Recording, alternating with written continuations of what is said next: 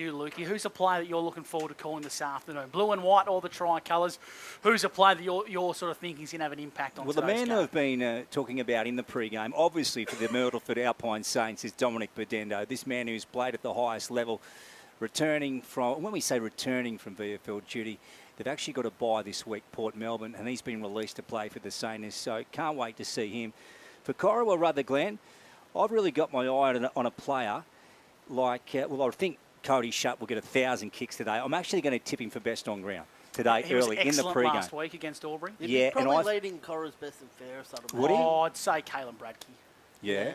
Okay, who are the top three? Would Rouston be in there? Rouston, Irvin, Shutt. No, Longmire hasn't played enough footy. Okay. And Caelan Bradkey be the four, I'd say. Righto, well, I'm backing Cody Shutt in now for the Anytime Fitness Player of the Day in the pre-game. There you go. I like it. It. Well, what's going to happen on the other side of the break? The bounce of the ball. Actually, I hope we don't bounce it. I hope we throw it up because it's bloody wet in the middle. Yep. Here for JJ's Waste and Recycling on the other side of the break. Corowa coming up against the Myrtleford Alpine Saints on O&M Live, 102.1 Edge FM.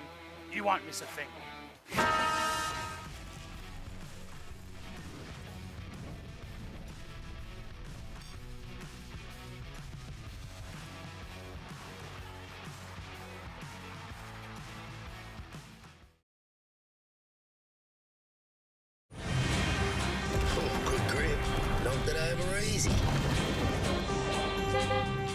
Kia, movement that inspires.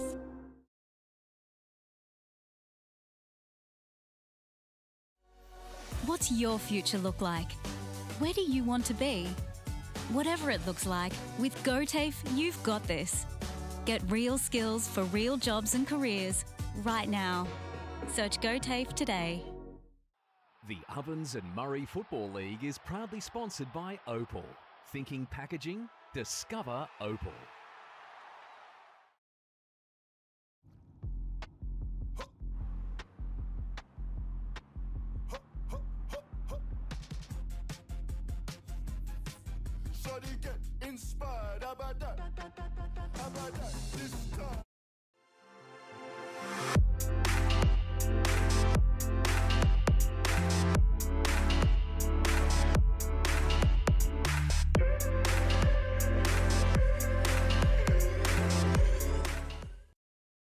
Welcome to Sundancer Homes. We make building your dream home exciting and stress-free.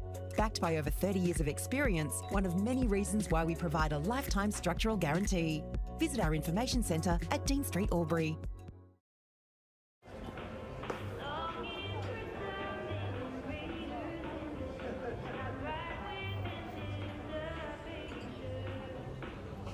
I reckon I'll go mid. Carlton Dry 3.5. Embrace the mid.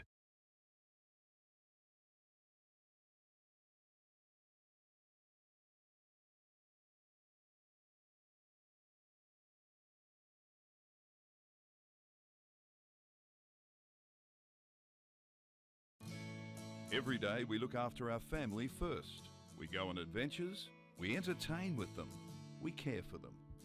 Tobin Brothers Funerals will look after your family too. With a fixed price funeral plan, you can be assured your family won't be burdened by the cost of your funeral. Tobin Brothers are a trusted name since 1934 and take pride in creating funeral solutions.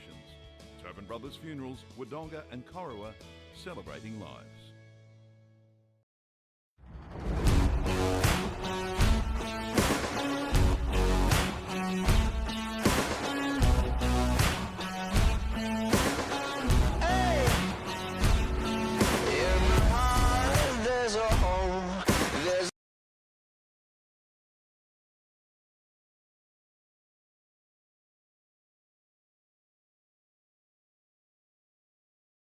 With Optus Home Internet, you get more yes. Whoa. Which means less family screen time and more harmony with powerful Wi-Fi. Woo. Get the Ultra Wi-Fi modem at no extra cost. Adroit Insurance and Risk, your local insurance advisor, able to tailor insurance programs to support your business. And we're proud to support our local community.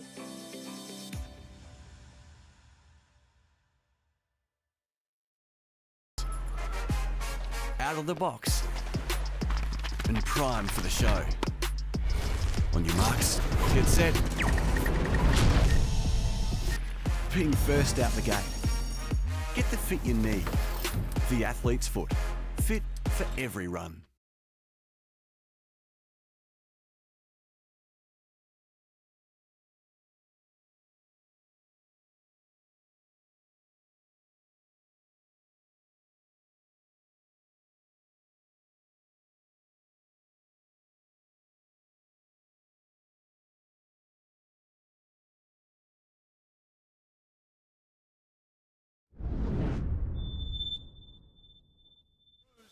Taking on the Myrtleford Alpine Saints live, free and exclusive on 102.1 Edge FM. This is O&M Live. Gus McLeod, Luke Francis and David Wink, your O&M Live call team this afternoon. 9th place, Corowa 3 and 10. Myrtleford in 5th, 8 and 5. And hope you're enjoying today's coverage so far on 102.1 Edge FM. And a good afternoon to everyone tuning in on YouTube via Snap Print Solutions O&M TV. A big shout out to Sabina Cartwright, who's doing the camera work for us this afternoon. She's one of the best in the business. She's toughing it out amongst the elements. And, of course, a big shout out to Jackson and Luke Chilcott from Wangaratta and Indigo Computers for putting together the live stream this afternoon. Now, Gussie, you're saying it's Ladies' Day today, Corowa. It's Ladies' Day today. The Beautiful. A-grade girls are currently out the back playing. They've got a strong lead to the Corowa Roos over the Myrtleford Alpine Saints in the netball game out the back. I'll just get a score for you. Yeah, why not? Thank you. Very quickly. But they'll be kicking on to Ladies' Day, 45-21 at present. And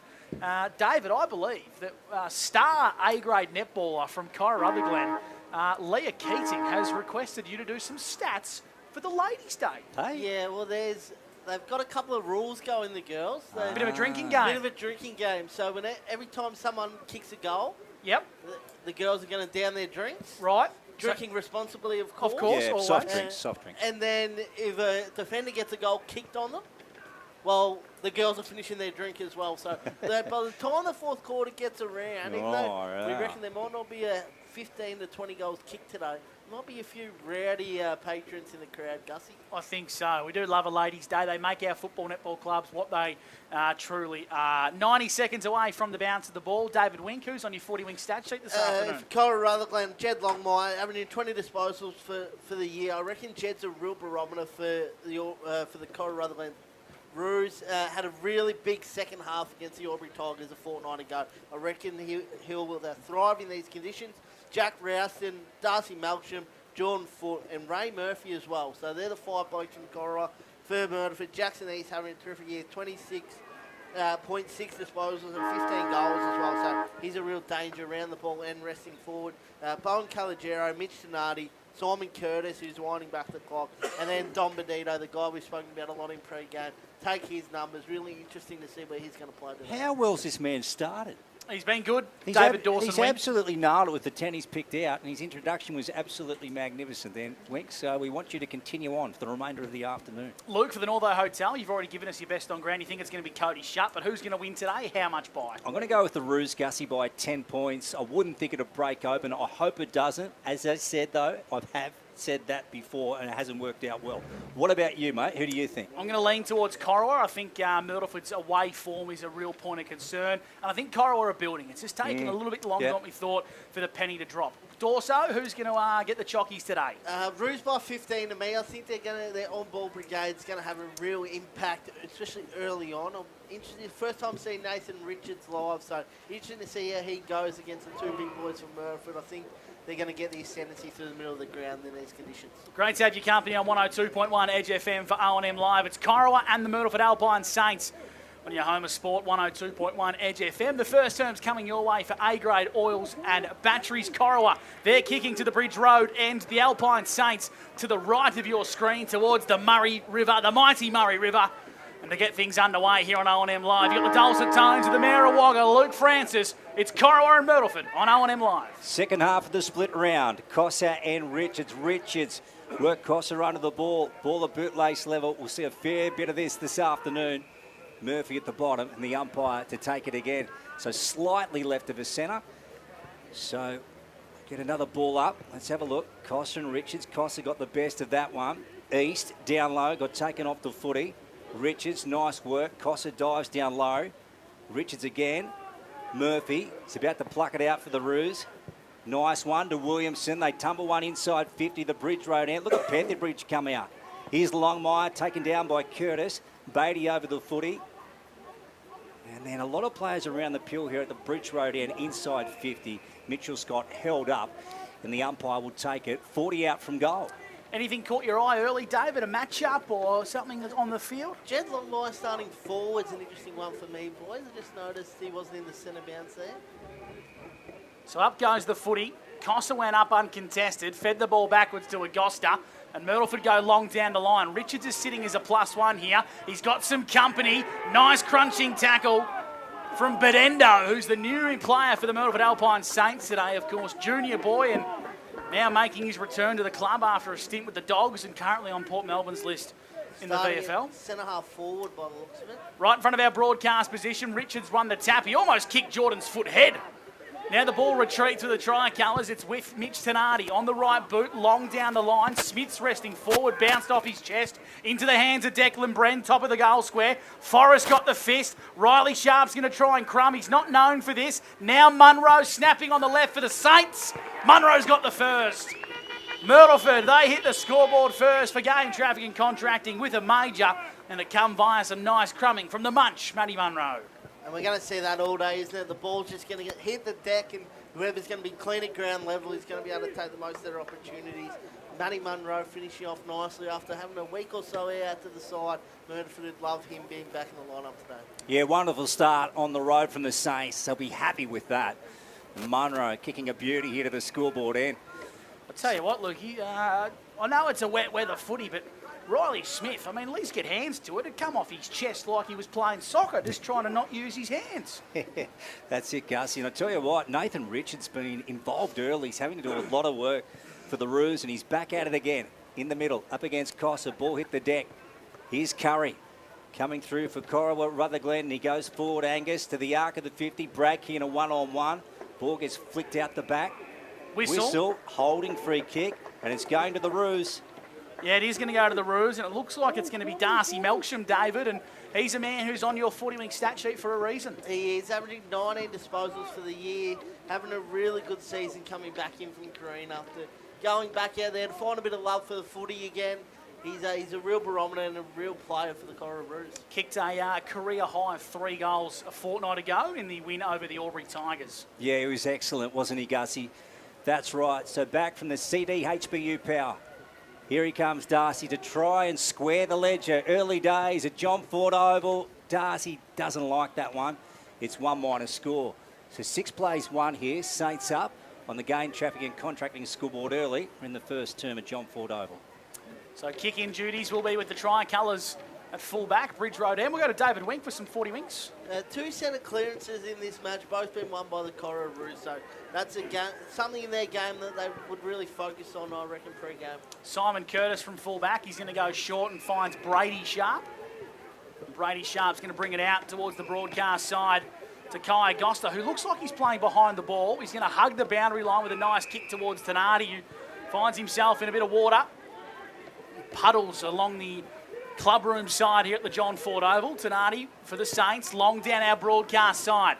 Big high up and under. Richards got pushed out the way, spills out the back towards Jackson East. Shutt got there in the nick of time, sitting in the hole. Is Creswell for the Roos. Head over the footy, got taken high. Umpire let it play on. Now Declan Bren for Myrtleford. Kicking on goal. It's hit the stick. Bending back and just couldn't quite straighten enough. It's a minor score for Myrtleford. They moved to 1-1-7. Corowa 1 behind, and they're moving the ball despite the fact it's quite wet. David, with a vengeance are the Myrtleford Alpine Saints. Reading the ball off the pack set a lot better than Corowa at this point. They're just having those guys go to the back of the contest. We know in wet weather footy that it slips over the back a lot of the time, and they've got the jump early. Rouston from full-back turned over. Jackson East takes the mark for the Saints. He wants a centering ball, and he gets Lockie Murphy-Dale about 40 out on a slight angle. Scoreboard ends. This guy's one player, the Myrtleford. While he was out, I reckon they really missed. I mean, he's the hardest player in the comp to match up on, Lukey. When he's up and going, he's a real X factor. And if he can get going in the last few weeks, the Saints will do some damage in September. Yeah, you're right, Wick. He's got some tricks, hasn't he, Gussie, this guy? And a 50. So what's happened here? Shutt didn't move on the mark. Looks like the non-officiating umpire further down has paid something. So wow, that's interesting. There might have been a little bit of wrestling or argy-bargy off the ball. In fact, I am just having a look here at the as Murphy Dale just smashes it into the river. It looks as if a player that might have been coming to the bench for Corowa might have encroached, I should say, on the protected space. But nonetheless, 2 majors in a row to Lockie Murphy-Dale and Matt Munro. Wink, it doesn't get easy in that for the Saints. No, when the ball's wet and heavy, if you give away a 50-metre penalty to the top of the goal square, I dare say Darren Crusoe won't be happy with that, boys. Oh, no.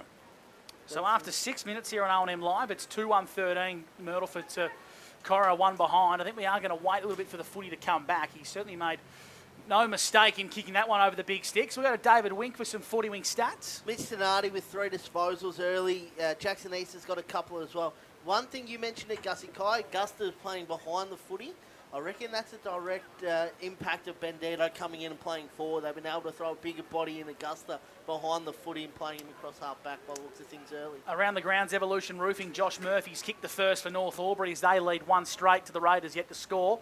Back in the middle, Richards won the tap. We've got a whistle. It's going to go the way of Myrtleford. Did you catch what that was for, David? No, I missed that one. Sorry, Gussie. I was reading a text from my mum. Tenardi, big shout out to David's mum. And Myrtleford get the ball inside 50. Sitting in the hole was Shutt. Riley Smith over it now for Myrtleford. Bedendo, he's going to appeal for a high. Angus Curry got him fairly. Richards on hands and knees. The big ruckman from Griffith trying to burrow his way through. In a wrestle there with Riley Smith, and will ball it up at the junction of 50. Attacking end for Myrtleford. Great to see you prioritising your mother's text messages too, David. Only get one mother, Lukey. Don't ever change. Wink.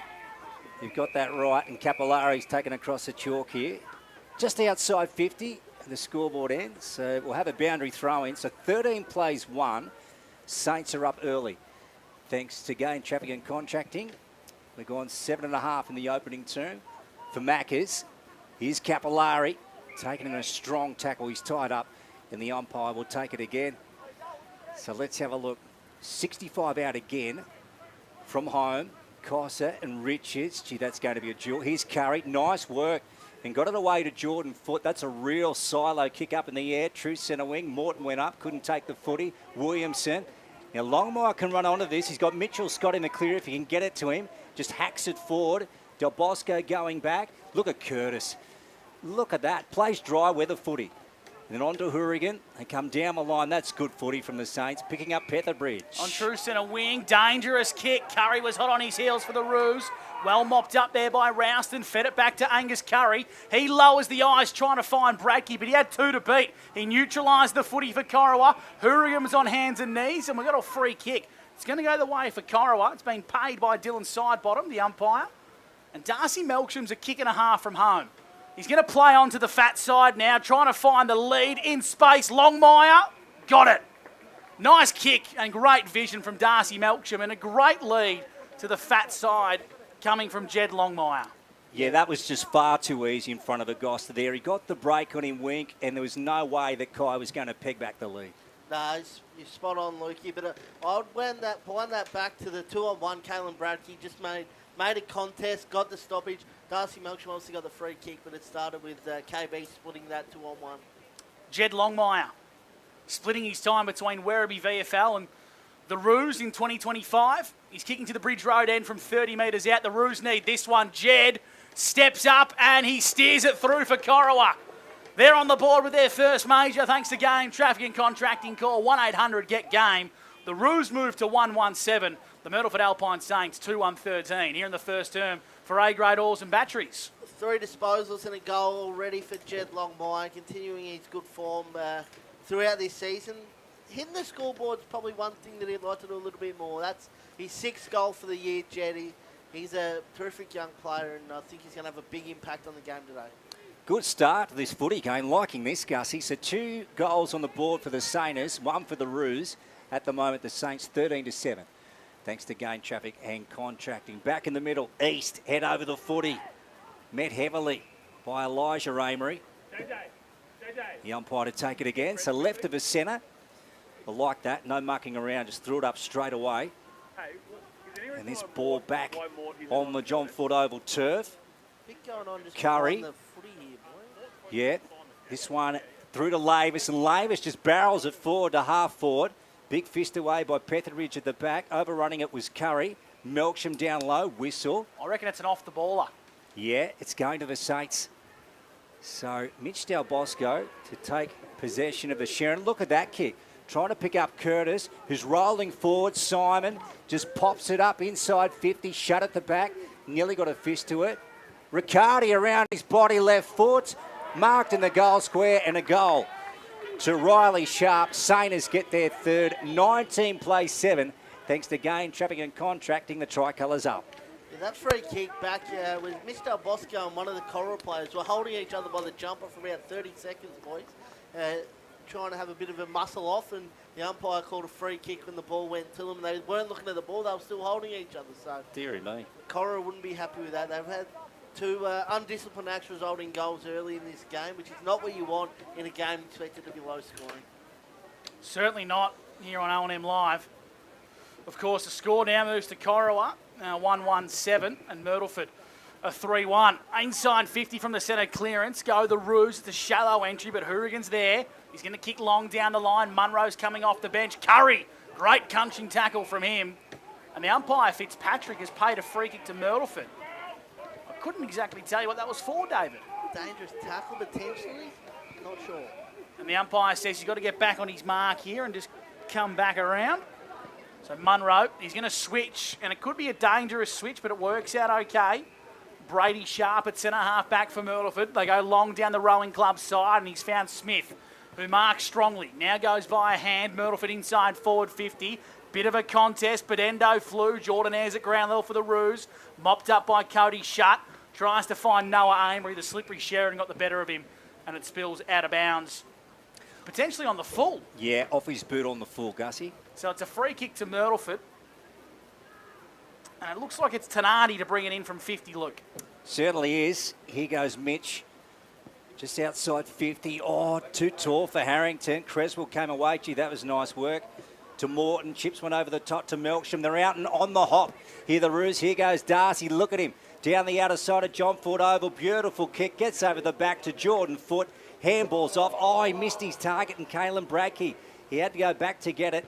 Off the ground by Creswell. Rolling through.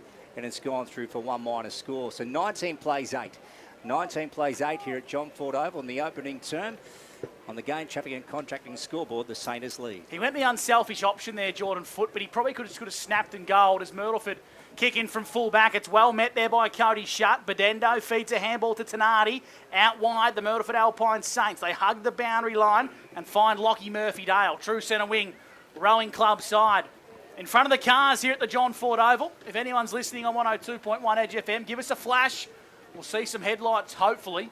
We got one. Yeah, beauty. Ball's at centre-half forward now. Myrtleford inside attacking 50. Well done by Rouston. Come off his line well. Intercepts to the Roos and slingshots into the corridor. Gee, that was a terrific mark in these conditions from Rouston. On to Melksham, who's been so important in the opening term for the Roos. To Morton. True centre wing. On the far side, they want the corridor. They get it to Longmire. Now they got one out here in Joe Hansen. This is great footy, the big switch on. Joe, and he goes wide here to the forward flank. Now going back Amory, Elijah, and the ball's gone out of bounds. Just on the arc of the 50 at the Bridge Road end. What's your best wink at the moment, mate, for 40 winks? Well, pretty even. 6 inside 50s to 5 so far, but it's a pretty sloppy contest, isn't it, fellas? Plenty of stoppages and plenty of turnovers as well. We played 14.5 thanks to Maccas on O&M Live. 3-1-19 the Saints, 1-2-8 the Roos. In a good game of footy here at the John Ford Oval. Bradkey's up in the ruck, but Myrtleford feed the ball to Augusta. He handballs down the line. Bit of a clearing kick from Tanardi. He's going to spill out of bounds. In front of the club rooms here at the John Ford Oval for another boundary throw-in. So we'll bring the ball back into play. Umpires today, Warwick Henderson, Mike Fitzpatrick and Dylan Sidebottom. Ruck contest, won there by Richards. Hit the ball backwards. Myrtleford have numbers. They kick down the line to a 2-on-1, and the 2's going to prevail. It's going to be Myrtleford. Capillari, dangerous kicking board to Murphy-Dale. Trying to show some soccer skills, but Jordan Ayres burrowed his way through. Up to half forward. Jordan Foot for Corowa from 50. Jordan Foot snaps across his body. Needs some bounce. Did he get it? Umpire says it was touched. Agonising dribble towards goal from Jordan Foote, and it's a minor score. It's a minor score, and the Myrtleford Alpine Saints will kick it out wide. Yeah, Brady Sharp just getting back on the line to get a hand to it. Here's Tenardi, backward of centre wing, far side, very short ball to Lockie Murphy-Dale. Umpire was happy to pay it. Down the line they go. Saints through Diesel Beatty, circles right around, gets onto his right foot, sends it back in. Look at Smith coming out. Short ball to Harrington. Low going in. Nice footy to Munro, who's already got one goal in the opening term. In they go to Riley Sharp. Beautiful footy from the Saints in these conditions, Wink. Yeah, the very good ball movement there from the Myrtleford Saints. They've managed to have 3 marks inside forward 50 already. They're number 1 in the comp for that with 13. But you reckon in these conditions, that's one thing that Corowa would want to try and eliminate, but they're still managing to find those marks and go back and have set shots inside their forward half. Sharp hooks one around his body. Oh, gee, he liked that, Gussie, but he's missed it to the near side. Could have been one of those ones where they try and talk the umpire into it, Luke. Yeah, the old con job. The umpire wasn't buying it, though. Game traffic and contracting scoreboard. The Saints 3-2-20. The Roos 1-3-9. After 16 and a half, thanks to Maccas. Rouston for Corowa will kick in from full-back and bring it out to our broadcast position. Trying to find Big Richards. Rutherglen was there, so was Forrest. Fed back now to Rutherglen, inside forward 50 to a contest. Well done, Riccardi and Rouston. Boundary line wins out. We'll bring the ball back into play, 20 metres out from Myrtleford goal. Mitch Tenardi starting on fire with 8 disposals in his first term, lads. Let's have a look deep in the pocket. Scoreboard end, broadcast side. Cossa up high, he's looking for a teammate. He got that out to East very nicely. Players over the pill down there in the pocket. They fight away for it. Tenacious in there. Look at Capillari boring his way through. Curry got him. But the umpire said he'll take the pigskin in. So we're going to have another ball up in the pocket here. Let's see who can win it at the coalface. Cossa got rid of Richards. Nice work from Noah Amory. On to Mitchell Scott. The Roos want to shoot it out the outer side. Harrington might be onto this first, though. Jesse Johnson in pursuit of him. Ball beats him across the chalk. Have a boundary throw-in. Wink, those inside 50s in the first term, thanks to 40 Winks. 8-6 Myrtleford's way, so pretty even. Myrtleford seem to be holding it in there at this point, though, Loogie. Boundary throw-in front of the scoreboard at the John Ford. Richards won the tap. Well crafted there by Cossa. Tap forward by Capillari. Head over the football was Tom Forrest. He was wrapped up by Matt Munro and will ball it up directly in front for Myrtleford's goal. Here in the first term for A-grade oils and batteries. Can Corowa's defence stand up? Cleared the lines by Noah Amory. Jake Sharp head over the footy. He left it behind. Coming in was Finn. That was Finn Osborne. Now Myrtleford inside 50 and Munro's found some space. He's found some space from a kick from Mitch Del Bosco and he'll go back and have a shot from 40. He's already kicked one. Has the munch. No, ill discipline from Corowa. Oh, dear. Lockie Murphy-Dale left unattended. That's a coach kill-up. It is. And Murphy-Dale kicks his second. You cannot give that man space, David Wink. No, you can't. I mentioned it earlier. He's the most dangerous matchup in the comp for mine. He's tall, quick and agile, and you cannot give him any space at all, Gussie, because he will hurt you even on a day like this. It's a matchup that Corowa's got to get right. But the ball movement from Myrtleford early in this match has been phenomenal, going inside forward 50. They're not going long to the goal square, which you can get caught out doing a lot when it's wet. They find those little short 25-metre kicks and lowering the ice and taking marks sort of 30 out from goal. Yeah, David Wink gave everyone the heads up in the pre-game. He said, watch that man, Lockie Murphy-Dale. He is slippery. Don't worry about looking for a little bit, Lukey. The ball's still in the river. Yeah, well, so here it is. It's on the way back now, Gussie. So some around the grounds thanks to Evolution Roofing. Wodonga lead 1-4, 10 to Yarrawonga 2 behinds. North Albury lead 3-4-22 to the Raiders yet to score. Here at the John Ford Oval, it's a 17-point buffer to the Tricolours. 26 plays 9 for game traffic and contracting. And now you can get your binoculars on, Lukey, for the Northo Hotel because the ball's back in the guts. Beautiful, Gussie. Here we go. Let's have a look. Oh, umpire a little hesitant there. Goes up now. Big fist away from Cossa. Nice work from East. Look at that, burrowing through. Was Amory. Now Murphy gets it forward for the Roos. Good mark from Magosta. I've liked him in defence, Luke. Yeah, Kai goes wide, Gus. Bran takes it in the hands for the Saints. Playing good footy in the opening term in these conditions. 40-metre kick down the line. Curry goes back east, takes it. Now this man will be prominent in voting for the Morris Medal this year. Come the end of the season, inside 50. Bedendo went up. Look at Irvin tearing through to Murphy. Nice work and back to Foot. Foot just puts it on his foot. Mark taken though by the Saints. They're about to come back in. So Cossa, he's 65 to 70 out. Oh, nice kick to Bedendo. He got shoved out of it and he will take the kick, Dominic. Not a great deal in that, and I think Bedendo worked it well, David. There was a little bit of contact from Cody Shutt.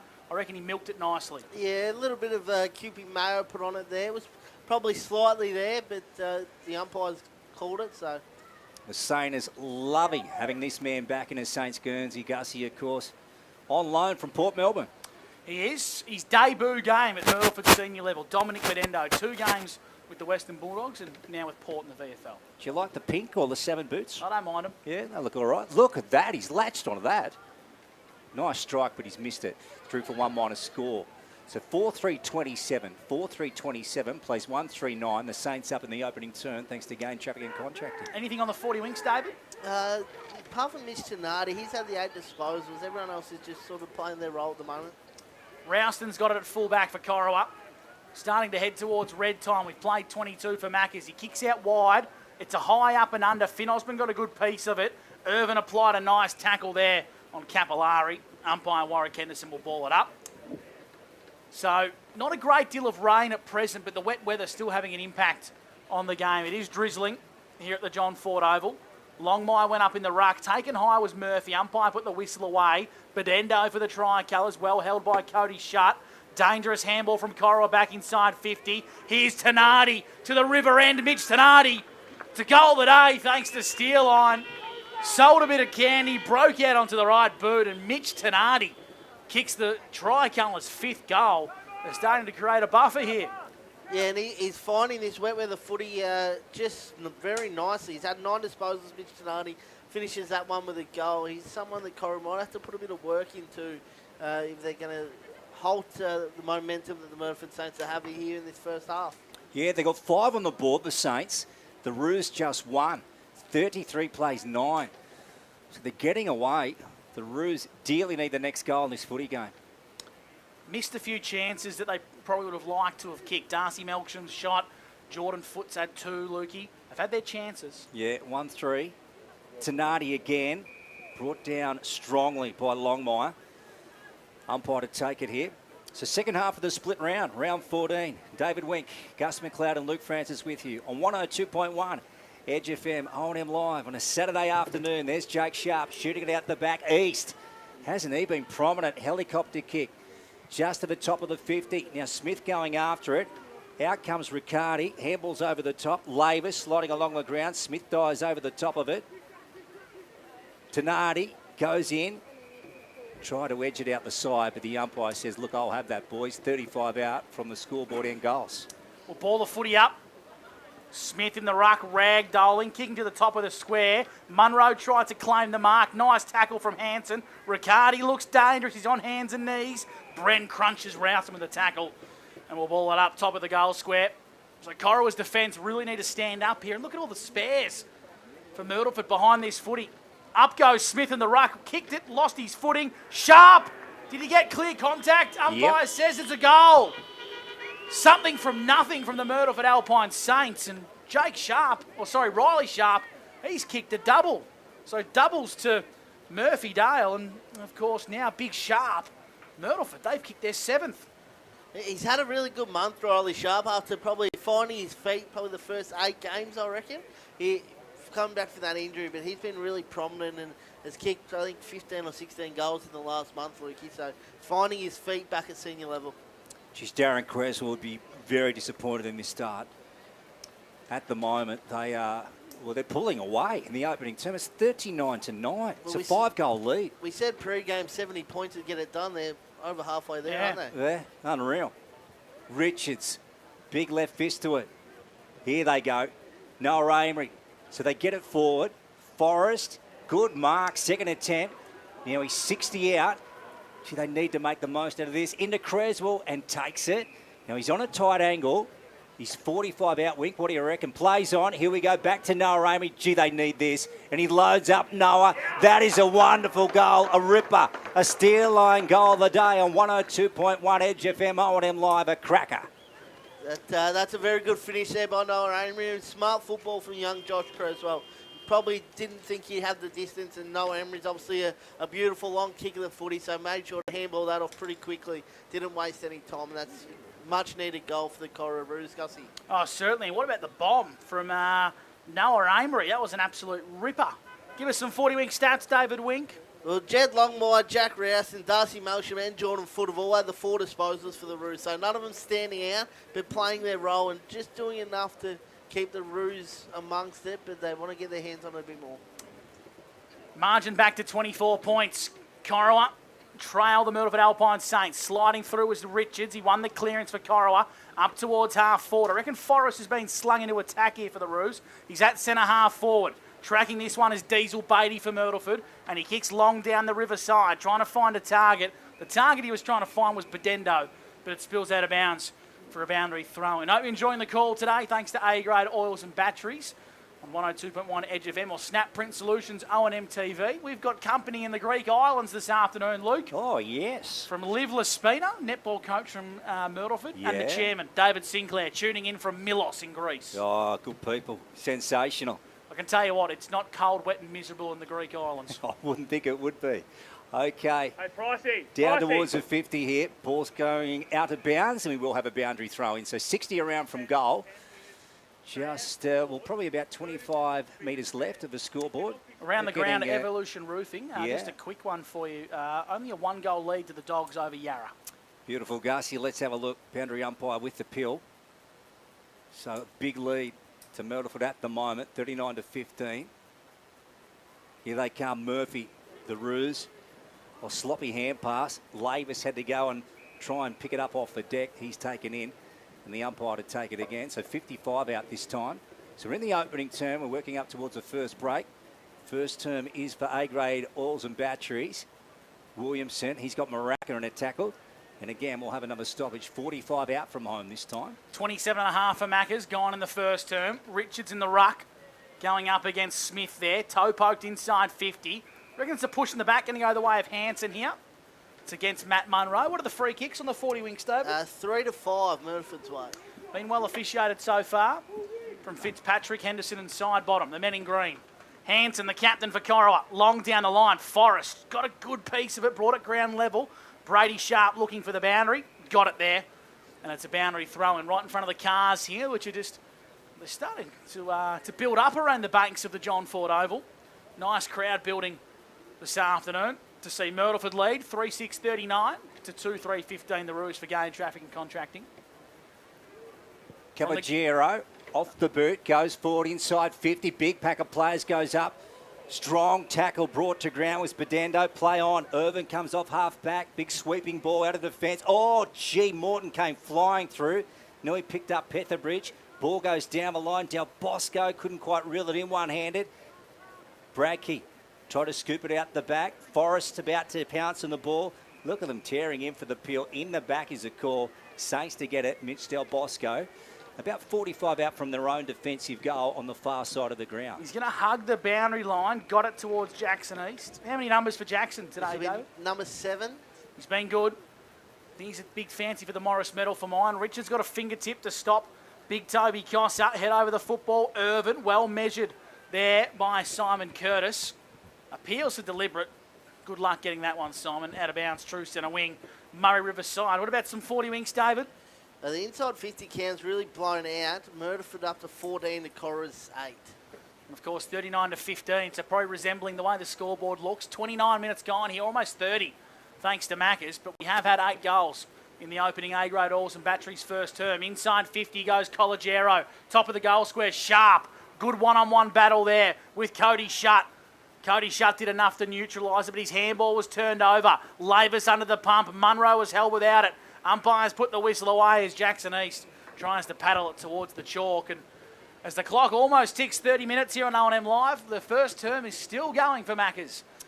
Lukey Francis, thanks to Northo.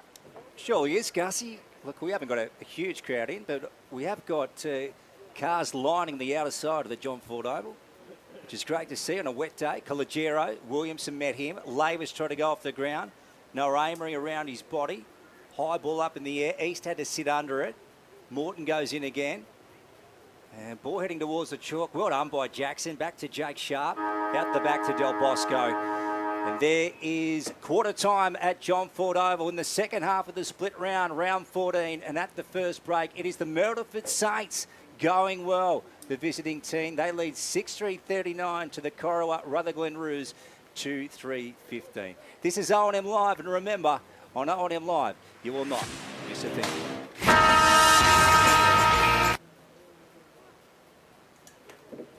Clear. Thanks, mate.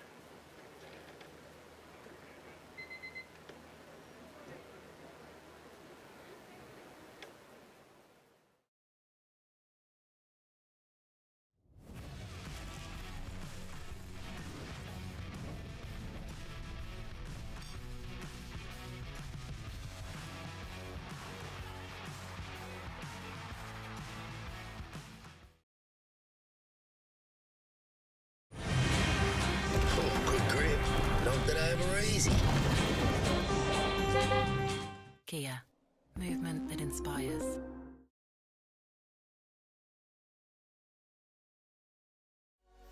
What's your future look like? Where do you want to be? Whatever it looks like, with GoTAFE, you've got this. Get real skills for real jobs and careers right now.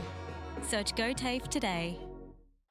The Ovens and Murray Football League is proudly sponsored by Opal. Thinking packaging? Discover Opal.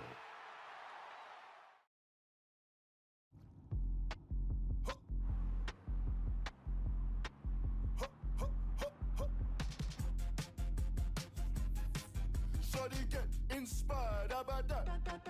How about that? This time.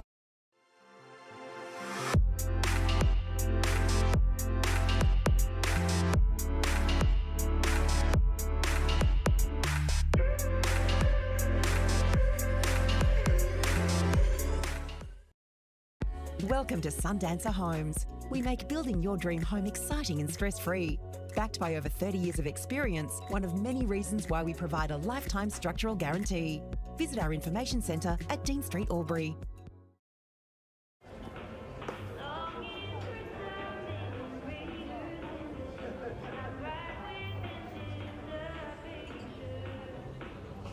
I reckon I'll go mid. Carlton Drive 3.5. Embrace the mid.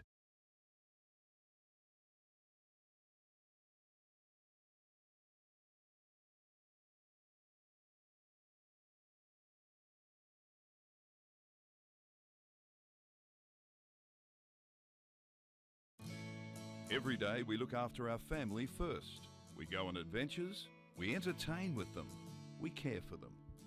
Tobin Brothers Funerals will look after your family too. With a fixed price funeral plan, you can be assured your family won't be burdened by the cost of your funeral. Tobin Brothers are a trusted name since 1934 and take pride in creating funeral solutions. Tobin Brothers Funerals, Wodonga and Corowa, celebrating lives.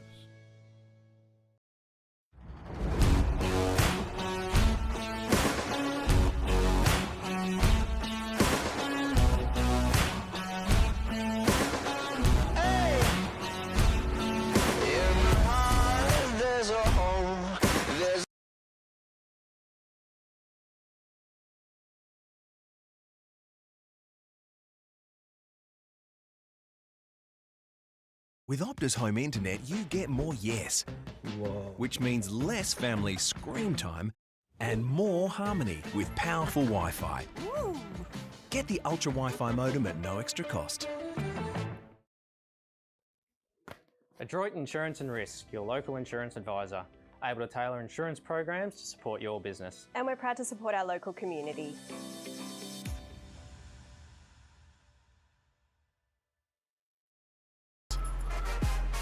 Out of the box and primed for the show. On your marks, get set. Being first out the gate. Get the fit you need. The Athlete's Foot. Fit for every run.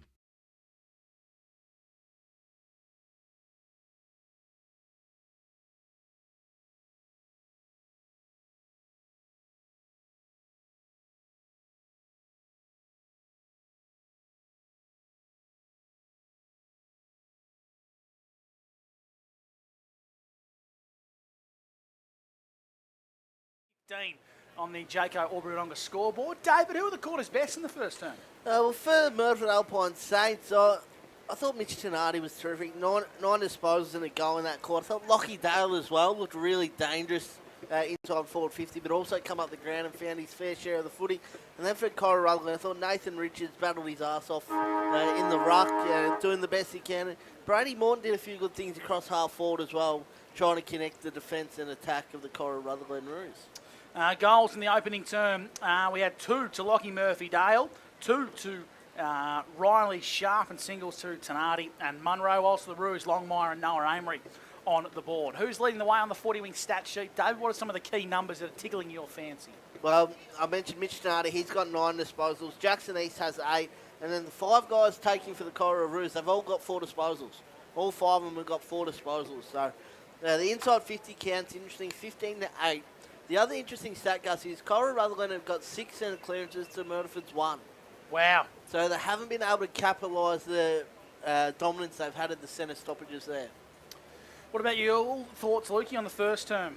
Well, I thought it was, from a neutral perspective, Gussie, it was terrific to see 8 goals in a wet game of footy. So what do we have? 5 plus 9. We had 14 shots a goal between the two teams. Keep that coming. Absolutely. Absolutely. So yes. Looking forward to a big second term here. Darren Creswell was quite vocal in giving the Corowa boys a bit of a rev up. Would that be fair to say, Luke? Oh, yeah. Bigger spray than a fire hose. Yeah, he got stuck into him, that's for sure. Second term for Jaco Albury-Wodonga. Nice day to have a Jaco just quietly, I would have thought. Just putt down the highway. Yep.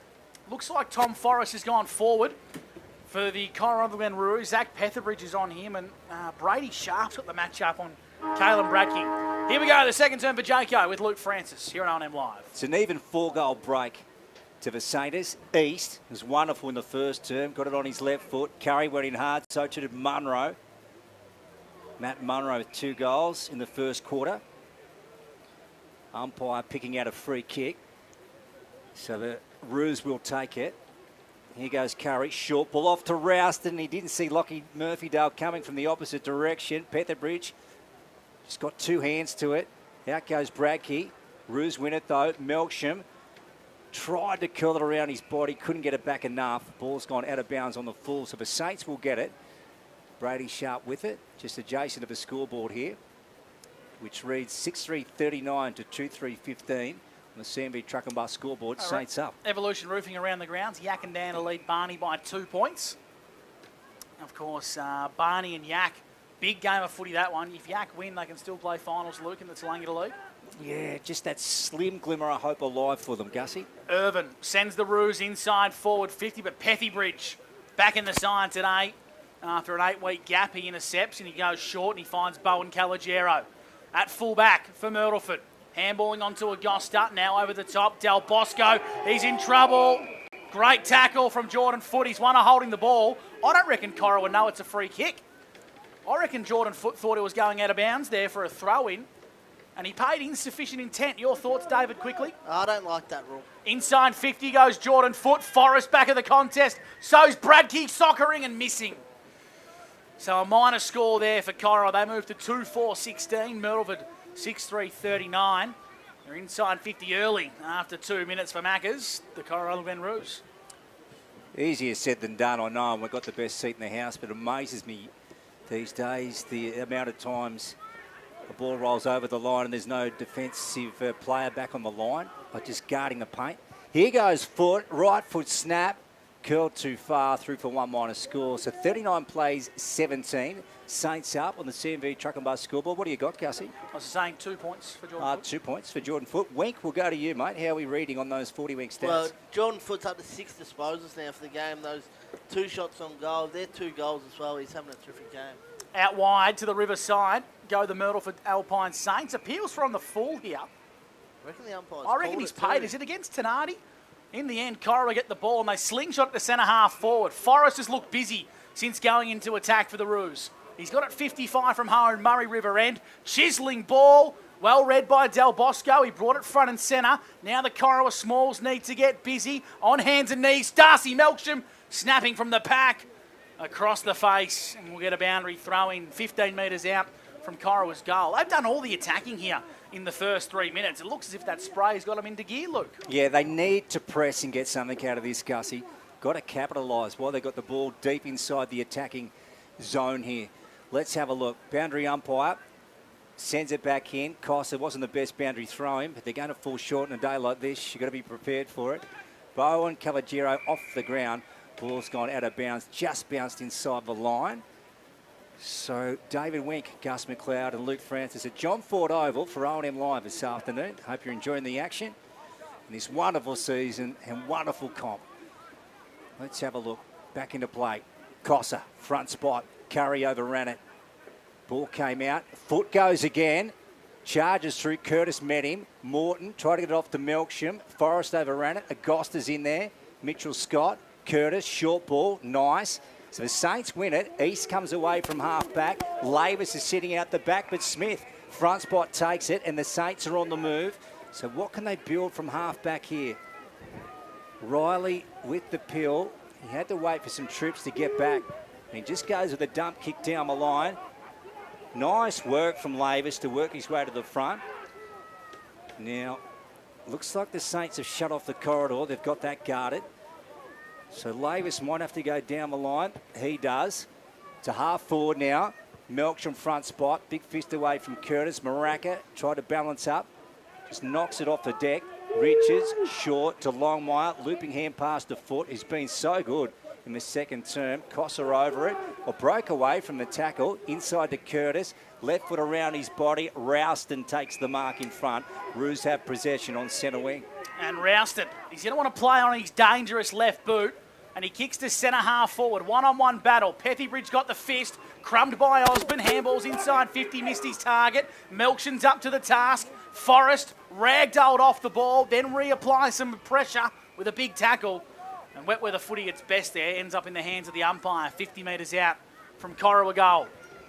Well, they've started this quarter a lot better, Wink, the Roos. They have 5 inside 50s already in this second term, Lukey. Kick in danger was ignored. Tracking this one back here is Harrington. He's got the long sleeves on today. He kicks out wide and he finds Bren. Oh, he's gone A over T across half-back. Myrtleford's got it with Declan Bren. 39-17, the Tricolours lead. They go down the line for 30-metre kick. Curtis, fisted away by Jordan Ayres.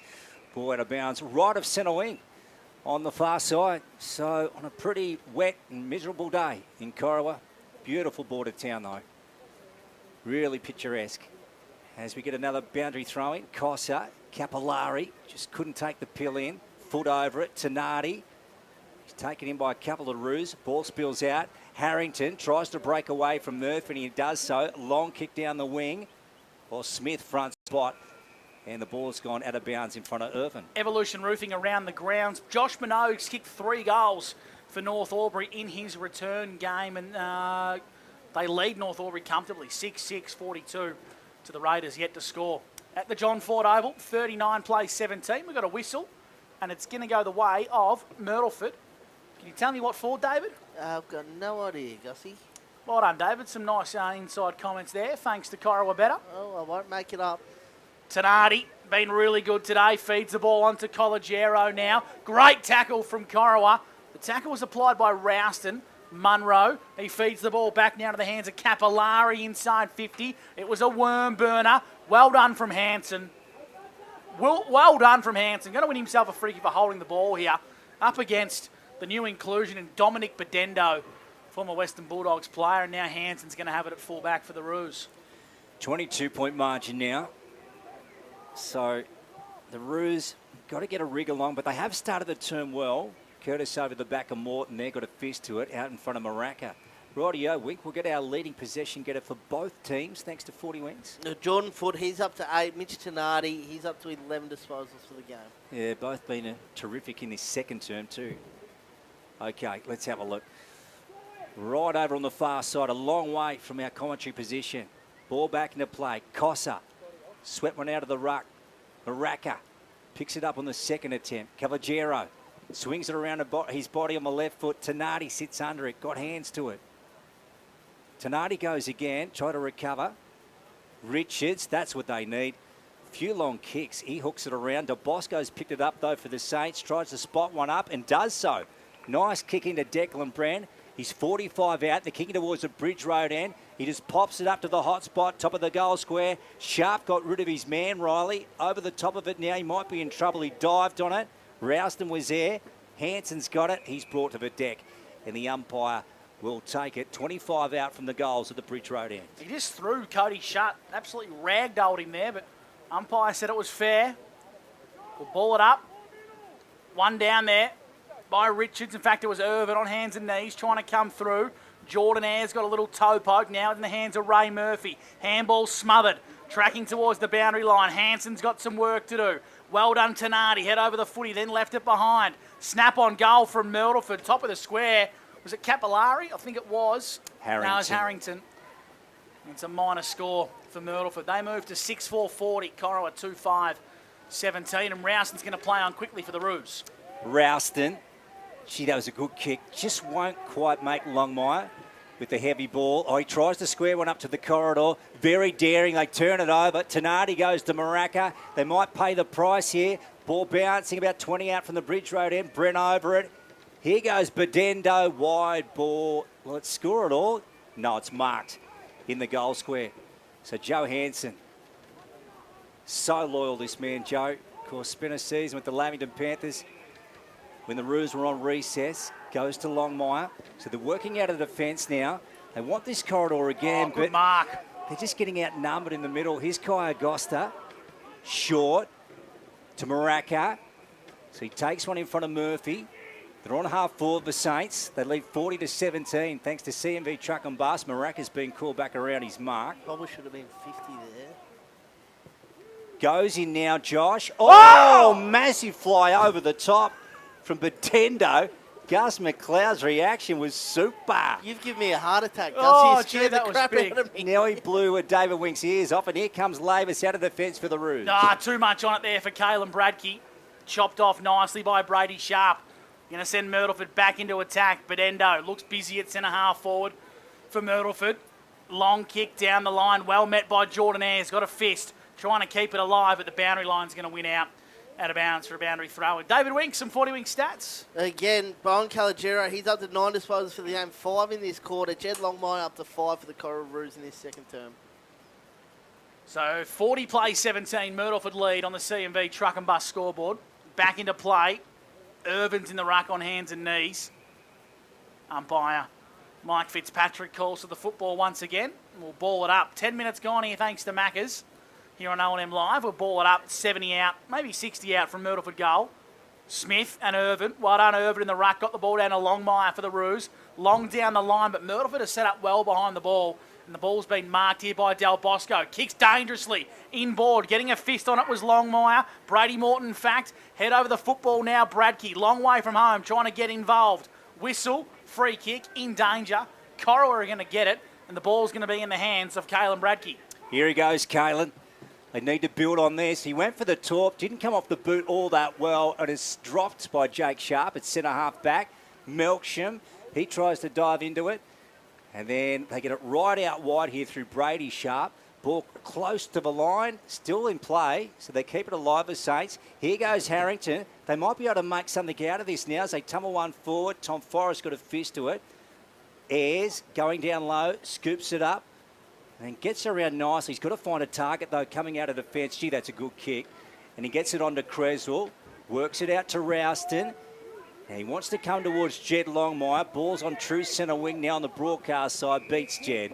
Ball through the interchange gates, and it's gone out of bounds. Done really well, Corowa. They changed the line of the ball when that went inside 50. Wink and clever from Jordan Ayres to bring it out to the fat side, get a stoppage, and Corowa can reconsolidate. Yeah, Josh Creswell's been on for that play probably a handful of times throughout the day, and they haven't used him. Probably an option that they need to start looking for a bit more, I think. So a goal a second term so far after we had, what do we have? 8 in the first. Head over the football, taken off it there was Noah Amory. Well done from Richards, got it to Forrest. And Forrest kicks to centre half forward. It's going to work out okay at the back for Darcy Melksham. Needs the kick. Well-weighted ball trying to find Bradkey. Myrtleford have key numbers in defence. They're going to exit long down the line, down the riverside, trying to find Jackson East. He needs a good bounce. Rouston's there. Did he get taken high? Umpire said no. Rouston got a handball away. No, he didn't. Umpire said, holding the ball, play on. Here's a go for Capillari. Swings around, wants to find the left. Low worm burner to Murphy Dale. Nice defensive pressure coming in from Angus Curry. Wins Corowa a free kick for a high, and he's going to play on quickly. Nope, the umpire says come back. He might have to give the ball to another player. No, he's going to go back behind his line. Angus Curry. And a 50. Oh. Wink, did you see what the 50 was for? Lip against Lockie Murphy-Dale. Well, that doesn't shock me. Lockie Murphy-Dale, he's elusive, he's evasive, yeah, him and he's quite witty. Having a few words in the middle of the ground. Curry, too. inside 50, trying to find Bradkey. Pethybridge brought it front and square for the Myrtleford Alpine Saints. Now a big contest forms. Holding the ball. Holding the ball. I can only assume that's against Elijah Amory for diving on it. Rutherglen wins the free kick, and he goes out wide to Mr. 40 Winks Tenardi. Yeah, and he can't believe it, Elijah. Worst nightmare down there. Saying, umpire, please. How could that be holding the ball? But it was. Capillari sends one back to Brady Sharp. So they're going to switch play here to the broadcast side. Rutherglen, he wants Jake Sharp. Well done by Creswell. Can he finish here? And then they go in the Roos. High. Yeah, so they win it. Longmire, but well done. Great work from Creswell. Just to commit his body. He bodylined it in the wet weather, and the free kick's gone to Longmire Wink. Well, 8 free kicks to Corowa in this second term. Getting to the ball first, and we always said, Lukey, when you get to the ball first, you'll get rewarded. Put your head over the ball, and the umpire will look after you. Absolutely, Wink. So the Saints lead by 23 points. We're in the second term. It's brought to you by Jayco Aubrey Wodonga. We're going 14.5 for Maccas. This would bring it back to a 17-point margin. Jed Longmire, worse than a 45-degree angle. Scoreboard end, broadcast side. Has he got it? Yes, he has. That's a terrific kick. Jed Longmire steers it through. 40 plays 23. Saints up. A double for Jed on the CMV Truck and Bus scoreboard. 2 goals and 11 disposals for Jed Longmire. So far in this game, he's a real leader of this side, even though he's only still in his early 20s. He's a real barometer for this team, isn't he, Gussie? He certainly is, and kicking a really important goal there for Corowa. One they desperately needed. Margin back to 17 points. Anyone else catching your fancy for Corowa having a big second term, Wink? Jack Rouston's had the 5 disposals in this quarter, 9 for the match. His run and dash across half-back's really important and really noticeable from the sidelines today. So margin... Scoreboard hasn't changed, Gussie. No, it's all right. Got it here, Lukey. Yeah. 40-23 here on O&M Live, or it should be another one? No, yeah, they've got that wrong. Should be 40. Well, hang on. No, they got it right. I think got 3 goals to the Roos. No, they're right now. And here's Creswell again. What a nice 5 minutes from young Josh. Of course, playing under Dad, that'd be a tough task. He feeds it to Geordie Ayres, long down the line. The 2 number 6s, Pethybridge and Longmire do battle. Now at the back, Simon Curtis. Long down the line. Did it stay in the field of play? It did. Handball missed the target. Jordan Foot for the Roos. Breaks away, kicking inside 50. Rutherglen went the one-hander, spills out the back. Well done from Corowa. That is tenacious via Lavis. He's going to be done here. No, he's not. He's going to get out of jail because had the umpire have not blown his whistle, it would have been holding the ball. Free kick for the Roos, 20 metres out from goal, Murray River end. Yeah, I reckon he's very lucky, as Gus McLeod alluded to. Lavis. Look at this. Foot on the boot. High ball coming down in the goal square. Double fisted away by Rutherglen, and they get the chalk. So the Saints terrific in the opening term, but right now the Roos are on top in general play, but they do trail by 17 points on the scoreboard, Wink. Well, 9 inside 50s this quarter would assure that they have momentum going their way, but they're yet to capitalise on it, I think, Lukey. That's right. He's cost a whistle. It's going to go to KB for a ruck infringement, Luke. Yeah, so the old ruck raffle, Gus McLeod. You never really know which way they're going to go, but this time it's gone to Caelan Bradkey, and he'll have a shot from 25 out of the scoreboard end. And he's been well held today in defence by Brady Sharp, and I reckon Winker was a bit of a wrestle there, and KB just milked it nicely. He did. I actually can't see that forward 50 real well with the window set up here, Gussie. But you are little. He's a player you don't want to give free kicks to and give him a bit of confidence. This to cut it back to 11 points. Oh no, he's hooked it. Very uncharacteristic from Bradkey. Yeah, Caelan's missed it directly in front, 25 out, 1 behind. Okay. One coming on. So 40 plays 24. 40 plays 24. The Saints up on the CMV Truck and Bus scoreboard. Tom Forrest, keep tabs on him, boys. He just had a bit of treatment on his quad. Come back onto the ground, but was in the on the table there for about 5 minutes. So keep tabs on him. Here we go, 16-point lead to Myrtleford, and Curtis just goes with an old-fashioned bomb long down the line. Sitting in the hole was Creswell. He brought it front and centre. Irvin's handball was turned over. Capillari, long down the line on the left, sitting in the hole. Shut. You got a nice little ear massage on the way through. Clever toe poke from Munro. Jesse Johnson did well for the Roos. Now they slap it forward, trying to find Maraca. Well done against Cody Shut. Munro, he's playing round ball here, just soccering it along the ground. Keeping it alive was Elijah Amery, now looking for the boundary. No, we've got a free kick. We've got a free kick for a trip here, and it's going to go the way of Matt Munro. David Wink for Corowa better. Talk us through that. Well, it looked from here that he just tripped over his own feet, Gussie, yeah. So it's a trip free kick to Matt Munro, 40 metres from home, and the Corowa boys aren't overly impressed by that, but Matty Munro says, I'll have a go at this. He'll favour the left footer. He's going to swing around onto his preferred.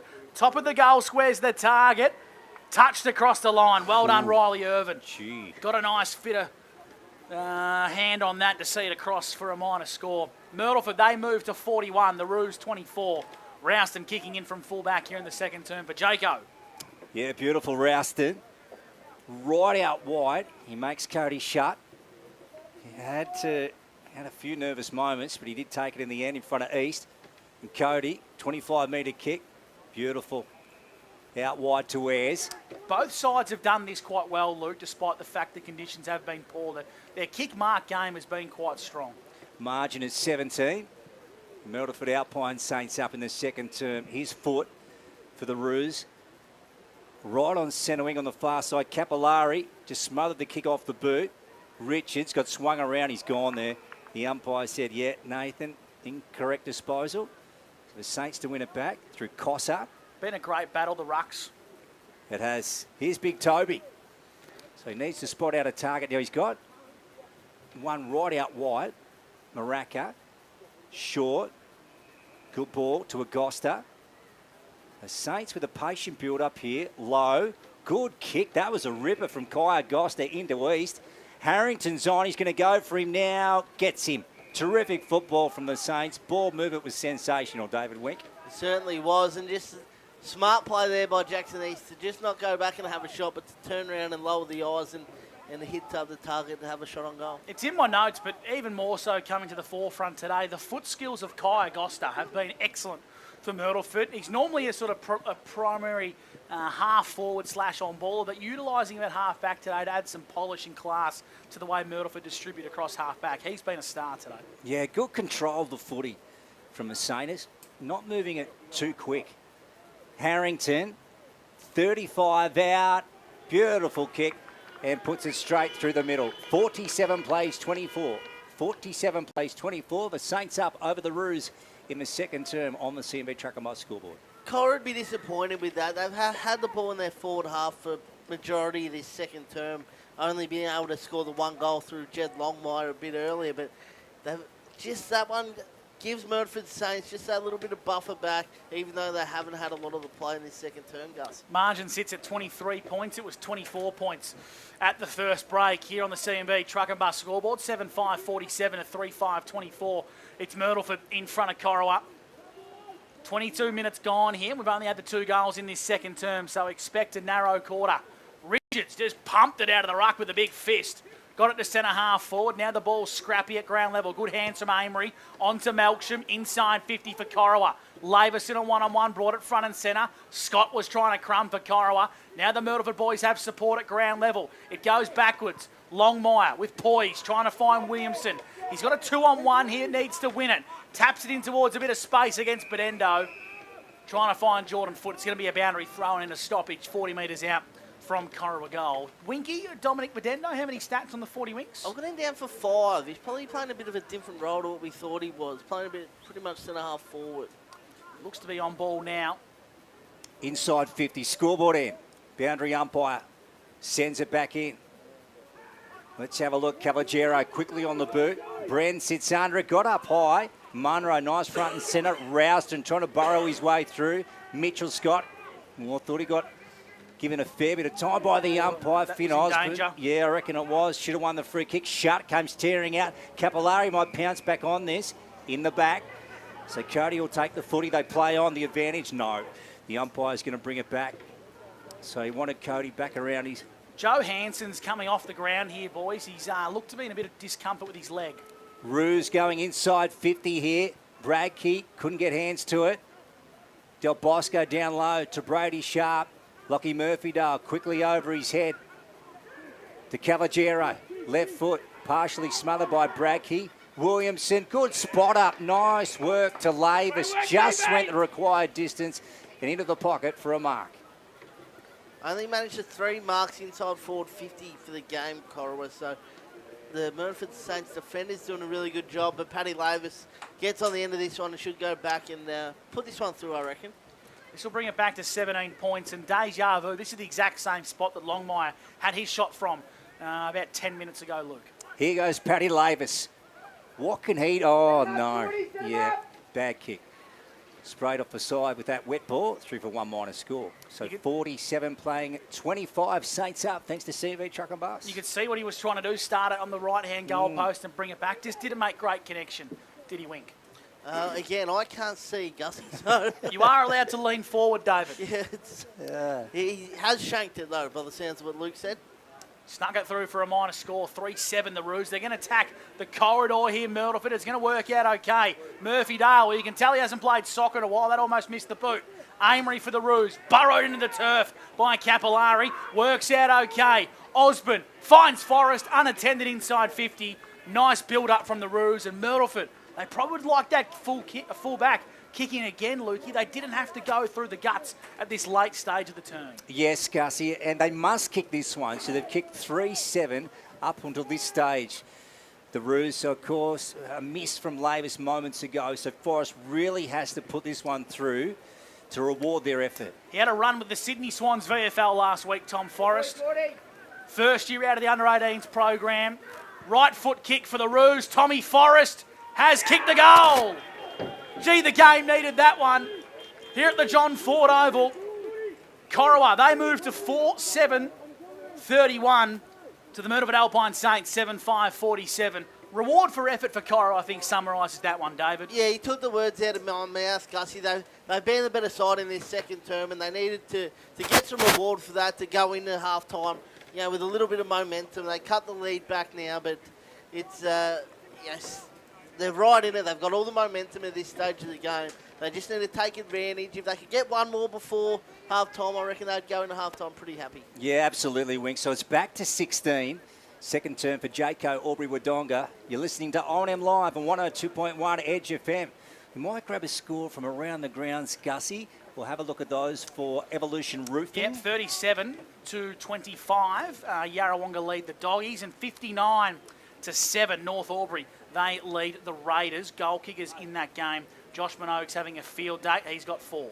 Country footy had its absolute optimum in the wet at John Ford Oval on O&M Live. Here we go. Lockie Murphy-Dale hacks 1-4 for the Saints here. Bridge Road end. Bedendo comes out. Beautiful ball handling to Capillari. Got by Melksham. Gee, that was good. Back to Bedendo. On to Del Bosco. Fumbled. Now straightens up. Mitch wide. Kick going into the pocket. Oh, beautiful mark down there by Sharp. And Riley takes it, and he has an opportunity to really sting the Roos here, Wink. That was beautiful body work by Riley Sharp. Did a lot of physical work early and just protected the ball drop there. And this is not what the Roos wanted, Lukey. He's already got 2 on the board, Wink. So he's shooting for 3. Tight angle. Normally a very good check side player, Luke, but he won't be able to run around now. He won't be, Gussie, because the kick wouldn't count. Let's have a look what he can do here. Riley, yeah, he's got it. And that one just really hurts the Roos right on half-time. That's a treble for him. So they lead 8-5-53. 8-5-53 to 4-7-31 at the long break at John Ford Oval. Half-time show for Maccas. This is O&M Live. And remember, on O&M Live, you will not miss a thing.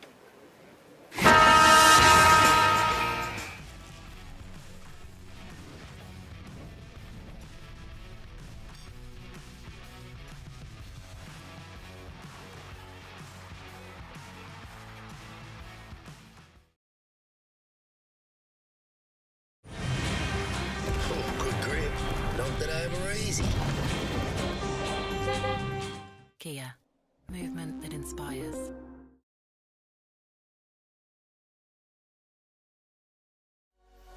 What's your future look like? Where do you want to be? Whatever it looks like, with GoTAFE, you've got this. Get real skills for real jobs and careers right now. Search GoTAFE today. The Ovens and Murray Football League is proudly sponsored by Opal. Thinking packaging? Discover Opal.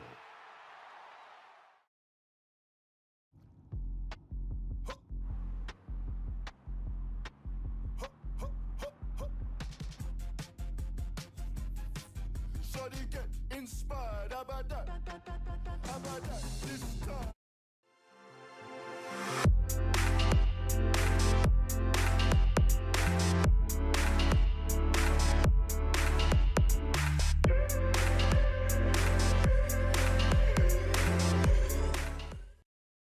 Welcome to Sundancer Homes. We make building your dream home exciting and stress-free.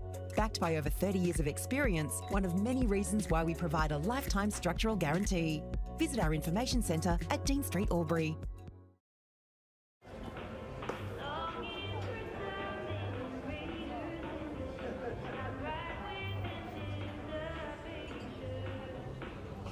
I reckon I'll go mid. Carlton Dry 3.5. Embrace the mid.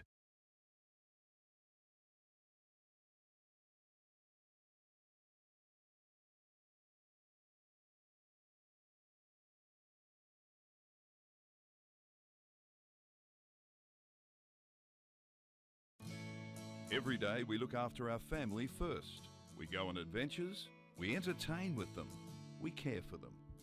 Tobin Brothers Funerals will look after your family too. With a fixed price funeral plan, you can be assured your family won't be burdened by the cost of your funeral. Tobin Brothers are a trusted name since 1934 and take pride in creating funeral solutions. Tobin Brothers Funerals, Wodonga and Corowa, celebrating lives.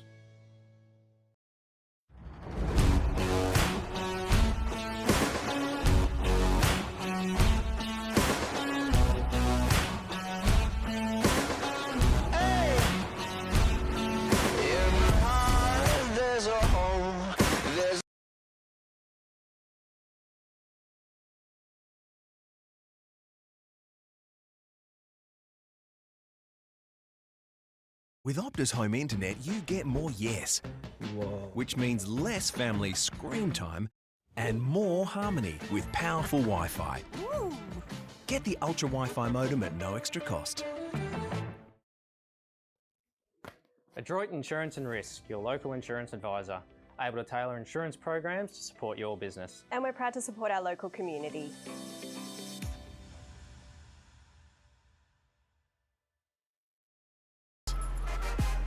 Out of the box and primed for the show.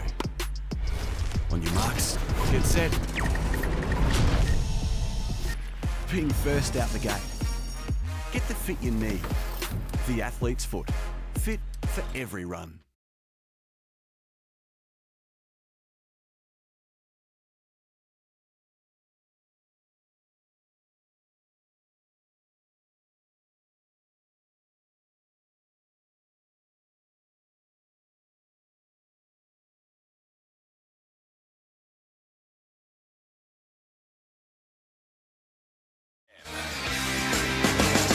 Half-time of the John Ford Oval sees the Alpine Saints leading this contest by 22 points. Lead 8-5, 53-4, 7-31. A late goal to Riley Sharp, and he's kicked three, Luke.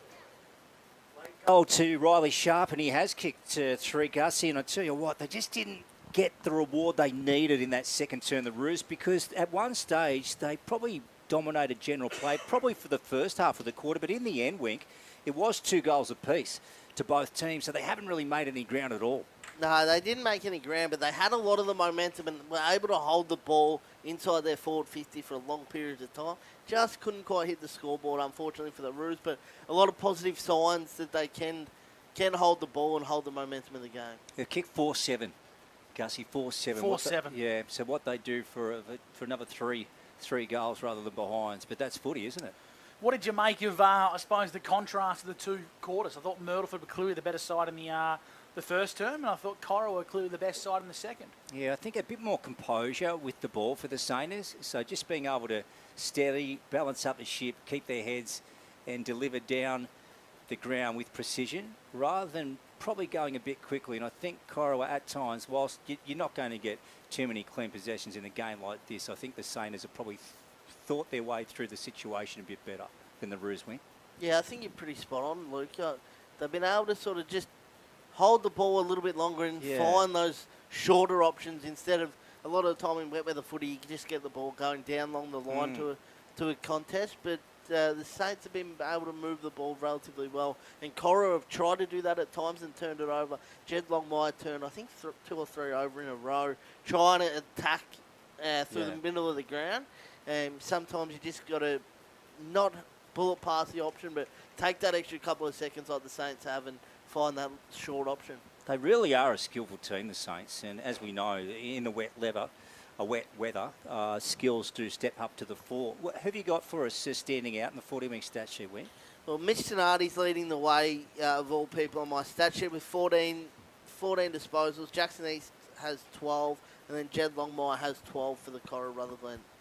Yeah, beautiful. Gussie, let's go around the ground and see what's happening in the other games in the second half of the split round. Yeah, half time at the JC Low Oval. And I tell you what, they've had a bit of a crack here, have Yarrawonga. They've got themselves in a position, 3-7-25 to 5-7-37. So they're only trailing this one by 3 goals.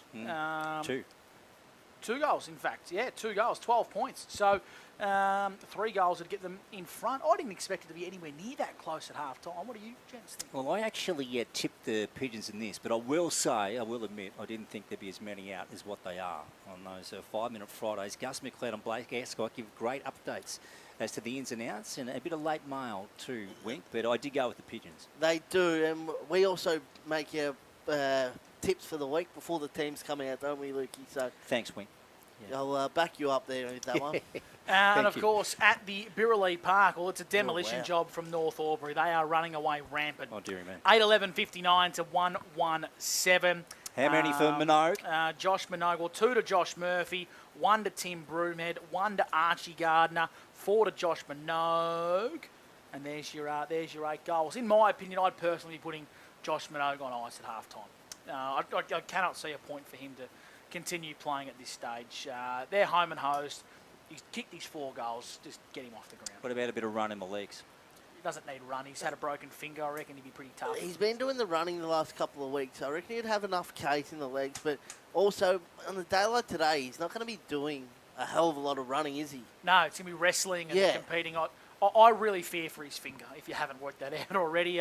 Obviously, a big road back for Josh Minogue, and they need him fit and firing through the North Albury Hoppers if they are to progress deep into September action. Righto, gents, tell us a bit more about this game. Corowa, we know they come out with a rampaging 10-goal-to-none third term last week, I should say, against the Albury Tigers.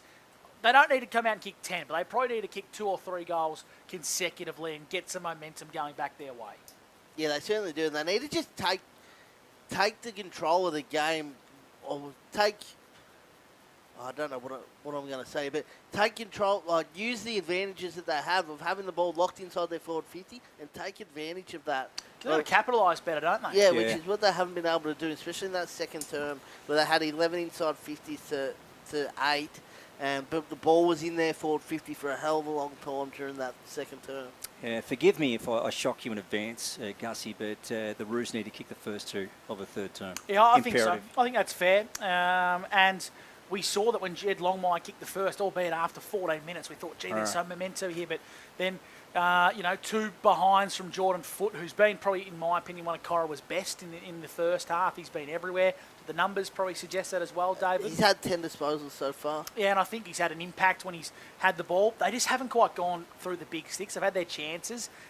Tough set shot from young Paddy Lavis, but on the flip side of the coin, Riley Sharp's kicking that tough set shot for Myrtleford. So capitalising on their chances, that'll be what Darren Creswell would be saying. But a bit more of that mongrel in the midfield. I thought they won the engine room battle in the second term. Thought Foote was fantastic. They need a big third term from him because when he gets around the contest and he gets a bit of space, he can really be dangerous on goal. So I reckon Jordan Foote's the one that they probably need up and running again in this second half if they are to get up and score. And I think Myrtleford, they need to just keep drumming the ball near Mitch Tenardi wink. He's been everywhere. What are his numbers on the 40 winks? He's up to 14 and he kicked a goal, I believe, in the first quarter. Yeah, so having a really good game. He's the barometer piece, in my opinion, for Myrtleford. And I'll tell you what, we almost saw a Mark of the Year contender from Dominic Bedendo. He flew high.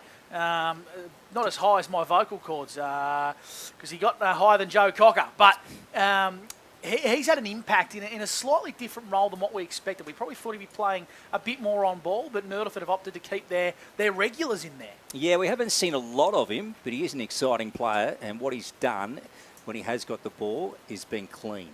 Well, I've got him down for 7 disposals, but what he has done is allowed them to move Kai Augusta across half back and behind the ball, which I think has been a real advantage that Myrtleford's had because he's been brilliant behind the footy, I think, Kai Augusta. And having Dom Bandito gives them that option up forward where Kai Augusta has been playing that role.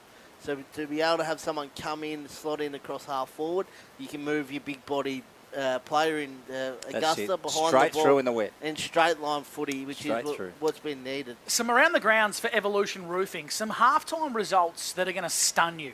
Chilton lead Thaguna 48-26. Yakandanda lead Barney 41-27. Gee, that's a big break. Rutherglen lead Kiwa Sandy Creek 37-11. Oh, you're kidding me. Oh, that's only down the road. Give me that phone. That'd be the upset of the century. There's the scores just there. I'll tell you what, we don't have a score about 200 metres across the river for Waganya versus Midder United, but that one is shaping up to be an absolute ball terror. Even Scooter's texting me and saying, how the bloody hell is this going on? Rutherglen did all of that in the second quarter, kicking 6 goals to 1. So they were goalless in the first quarter of the Rutherglen Cats. So it's all happening down in this part of the world in wine country, Lukey. Yeah, it certainly is, Gussie. If you want to see some great country footy and park footy, this is the place to be. John Ford Oval, or duck out and have a look at the TDFL Super. Halftime show for Mac is done and dusted on the other side of the break. Can Corowa answer the big question that's in front of them? Are they fair income or are they Fugazis and Myrtleford? Fugazis. They're looking to break the away hoodoo. They're on the road again, as Willie Nelson famously said, Lukey. That's it. They haven't been like travelling so far in 2025. The Myrtleford Alpine Saints, they lead this contest at half-time, 53-31. Second half, I should say, on the other side of the break. For Maccas, you're with O&M Live, where you won't miss a thing.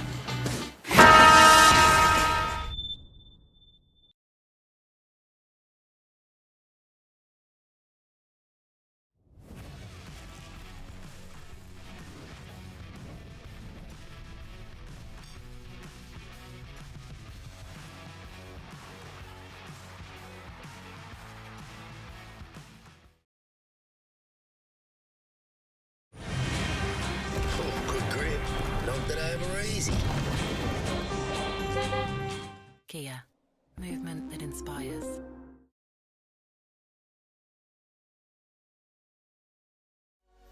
What's your future look like? Where do you want to be? Whatever it looks like, with GoTAFE, you've got this. Get real skills for real jobs and careers right now. Search GoTAFE today. The Ovens and Murray Football League is proudly sponsored by Opal. Thinking packaging? Discover Opal.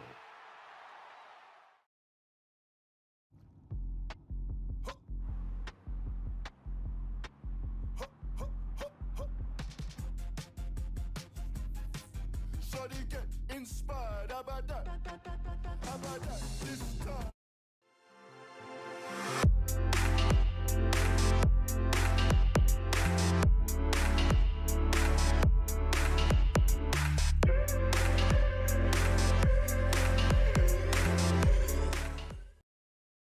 Welcome to Sundancer Homes. We make building your dream home exciting and stress-free. Backed by over 30 years of experience, one of many reasons why we provide a lifetime structural guarantee.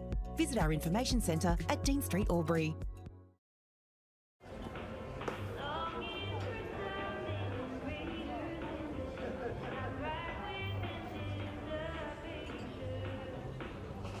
I reckon I'll go mid. Carlton Dry 3.5. Embrace the mid.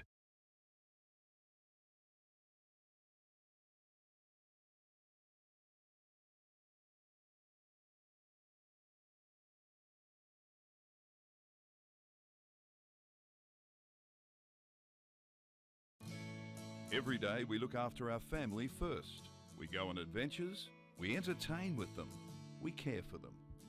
Tobin Brothers Funerals will look after your family too.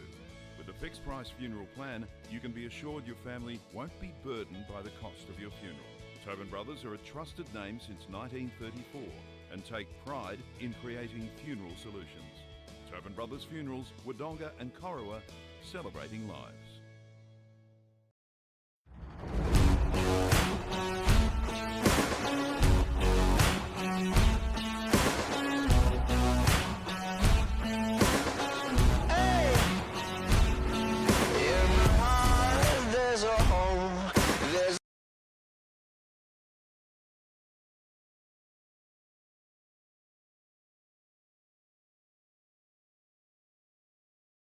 With Optus Home Internet, you get more yes. Which means less family screen time and more harmony with powerful Wi-Fi. Get the Ultra Wi-Fi modem at no extra cost. Adroit Insurance and Risk, your local insurance advisor, able to tailor insurance programs to support your business. And we're proud to support our local community.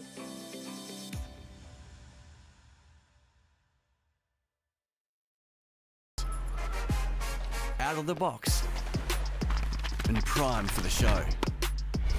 On your marks, get set. Being first out the gate. Get the fit you need.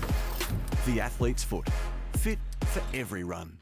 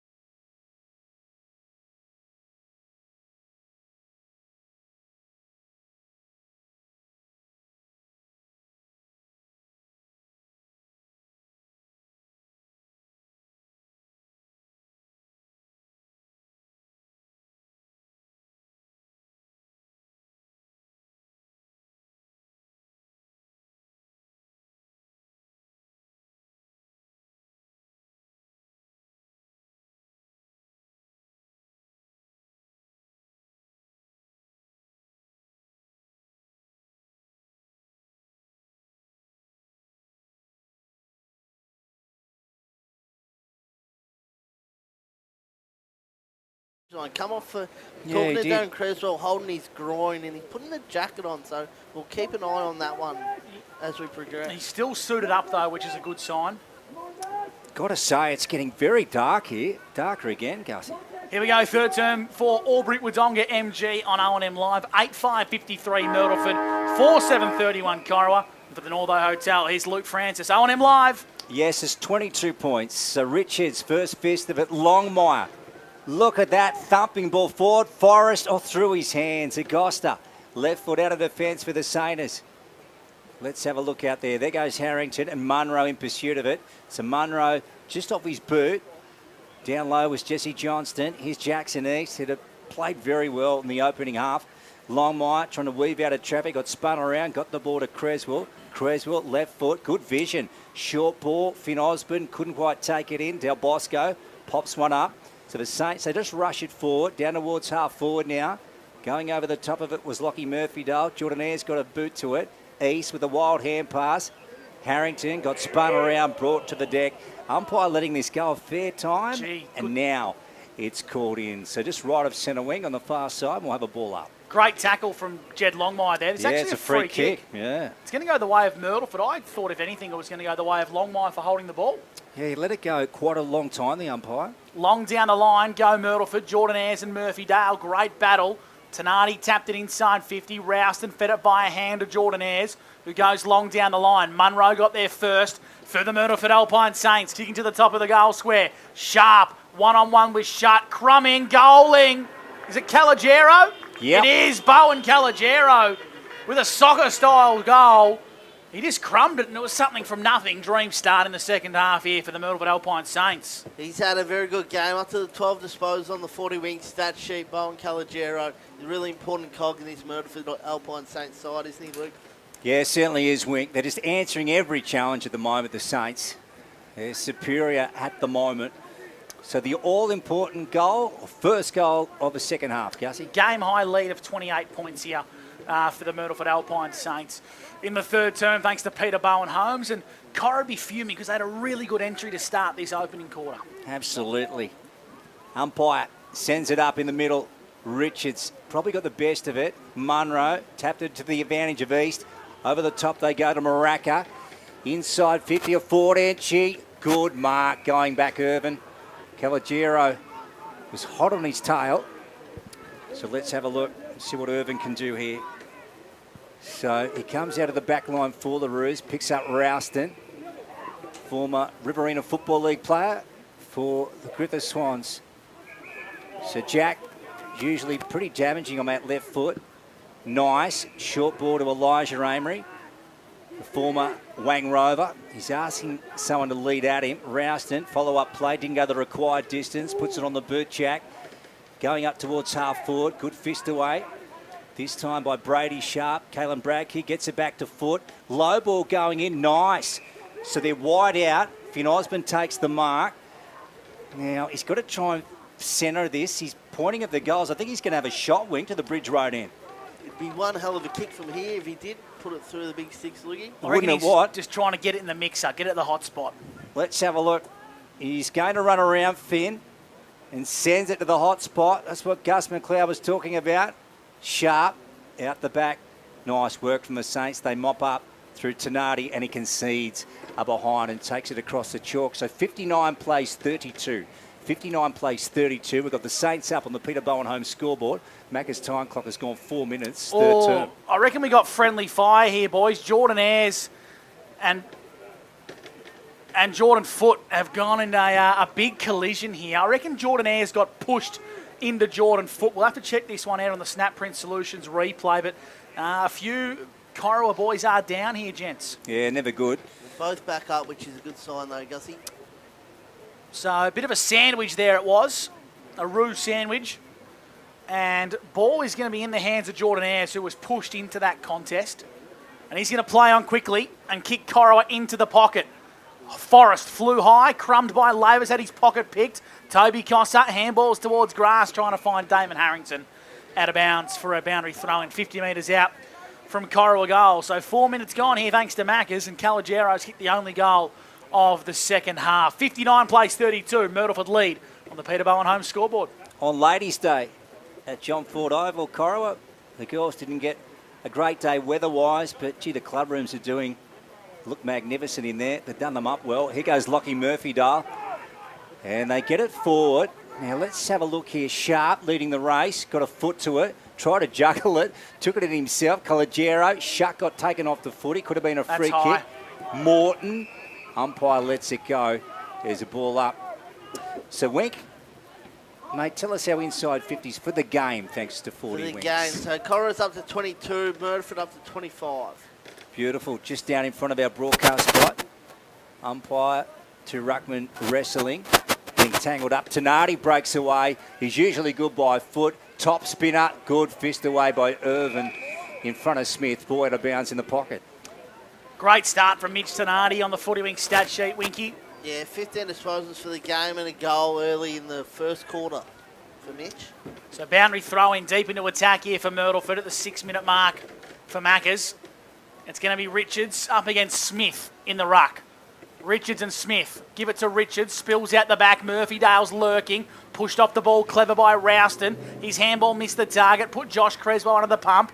He retreats to Ray Murphy. It's a slippery Sherrin, but he breaks away, looking for an option. Has to kick quickly. Umpire said he ran too far. Yeah, good decision. Umpire said he ran too far. I reckon it was bang on. He had the whistle in his mouth, and he could tell he was just looking to kick on 2 or 3 occasions here. Darcy Melksham was absolutely screaming for the ball out here, but Murphy didn't see him, and in the process has just taken a couple of steps too far, Wink. Yeah, it's unfortunate when you get moving like that and you have no options, you just hold on to it, and unfortunately it's been done, Roman. I have seen instances where players have run a lot further and got away with it, but as long as you have consistency from the men in green, that's all you can ask for. I think they've been pretty good today. I think they've officiated well. Yeah, it's a good decision, I feel. So here's Smith to the river end. Corowa will be hoping this one misses. Riley Smith, the big boy from WA, kicks truly. Myrtleford, they kick their 10th, and they move to 55 to Corowa 32 on the Peter Bowen home scoreboard. 2 goals in a row to start the second half for the Tricolours. We said at the half-time break the Roos needed to kick the first 2. What they didn't need is Myrtleford to kick the first 2. That's exactly right, Wink. That's exactly right. So, yeah, they're just being superior today, the Saints. They are well on top and in control of this footy game. So 10-5-65, leads 48-32. Thanks to Peter Bowen Holmes. So ball back in the centre. Roos really got a lift now. It's over to them. Can't let the Saints draw away and really blow this game apart. Now, got an infringement on the square here. Bit of confusion between the 2 umpires. And it's going to go to the Roos. Richard plays on. Nathan, he breaks away. Pretty smart in the end just to hack it forward. Oh, Tenardi went back. Ball gets out the back. Lavis going through. He's missed it. Geez, missed it from point blank range, and it rolls through from one behind. So a chance goes begging at the Bridge Road end, Wick. Gee, they don't come much easier than that. No, the they don't. ball spilled out the back, run into an open goal. He went the dribble kick on the ground in the wet. Oh, no. Yeah, the Chief he wouldn't take that one well at all. I've got a feeling the Chief's not tuning in to Corowa versus Myrtleford, though. No, you never know, Gussie. I don't reckon Darren would take it all that well either. So Corowa desperately needed that one. Paddy Lavis would like to have his time again. It's a minor score for Corowa. Out wide, Pethy-Bridge, who they've just sort of eased back into play today, and with kicks like that, you can probably see why. It's out of bounds here. What was it he was out with, Gus? Was it a finger or a hand-based injury? Of course, Brady Sharp doing the job on Caelan Bradkey. And doing a terrific job too. So boundary throw in here. Back into play. Taking it out of the ruck was Cossa. He turned it over to Richards. Now Jordan Foote. Foote's kick hit Bedendo in the head, trying to make something of it is Curry. Mitch Scott, handballs. It's in a telephone box here, but now Curtis emerges for the Myrtleford Alpine Saints. Whistle here. I don't reckon he's paid a throw. Did I see a throw signalled there, Wink? I think you're right, Gussie. For Corowa better. It's a throw against Myrtleford. Now, in the telephone box, you can probably put the whistle away for those ones, I think, because there would be a million of them this afternoon here in the wet weather. We are 100 metres away, but he looked like a handball to me. Free kick to Noah Amory. Kicked a steal line goal today from downtown in the first. And he's going to send this into the hot spot for Corowa. They need a flyer here. Bring it front and centre, Bradkey, Osborne, slippery Sherrin. Didn't quite work it out right for him. A few players from both sides at the bottom of the pack and will ball it up top of the goal square. So 9 minutes gone for Maccas. 2 goals in the second half. Both going the way of Myrtleford at 65, playing 33 for Albury-Wodonga MG. Ball up. Big fist away out of the ruck. Saints and Roos around the ball. Strong contest. And Elijah Amory brought to the turf. Yes, John Ford Oval nestled amongst the gum trees, not far from Federation Avenue, the main street of Corowa. Probably about a kilometre, might be even less than a K from the main street. Beautiful picturesque ground. Lovely town, Corowa. And another stoppage. So let's have a look at the moment. 65-33. Saints up. Umpire with it. Cossa missed it. Bradkey. Hourigan's got him. Taken off the ball. Umpire's going to let it go. Oh, there's a big Noah Amory got swung around. And there's a free kick here. Yeah, Angus Curry's just dropped one of the Myrtleford players there. Not sure who it was, but... Yeah, Sharp's going to take it in the meantime. So Brady, and he wants to send it right out wide. So this will break up the congestion. Bedendo got up high and then received it back. Creswell's got him. What's the umpire said here? Free kick to... No, we'll ball it up. Yeah, I thought the umpire off the ball blew the whistle there. So did I. Yeah. Okay. We'll have to check your geographic skills, Lukey. How far? Don't know which main street you come down, but it's not Federation Avenue. What's it called? Sanger Street. Yeah, Unless you go a different street. Does it turn into Federation Avenue? You might be going down a different route. No, it turns into Federation Avenue. Oh, there you go. Oh, hang on. No, I don't know where I am. You're a bit lost, Lukey. Yeah. Are we in Corowa? No, we are in Corowa. Back into play. No ruck at an imposing impact on that contest. Now the ball's at hands and knees level. Pinballing around. Hacked clear from the contest by Myrtleford. Amongst a wall of players. Morton went back into defence and kicked long down the line by Harrington. Shutt's tracking this one. Needs to get a favourable bounce. Riccardi slid in and took him across the chalk. Boundary throw in between half forward and centre wing here for the Alpine Saints. We've played 12 minutes here in the third term thanks to Albury-Wodonga MG. Still no sign of Joe Hansen. His day could be done for the Roos. Gussie, I can confirm Federation Avenue is in Corowa.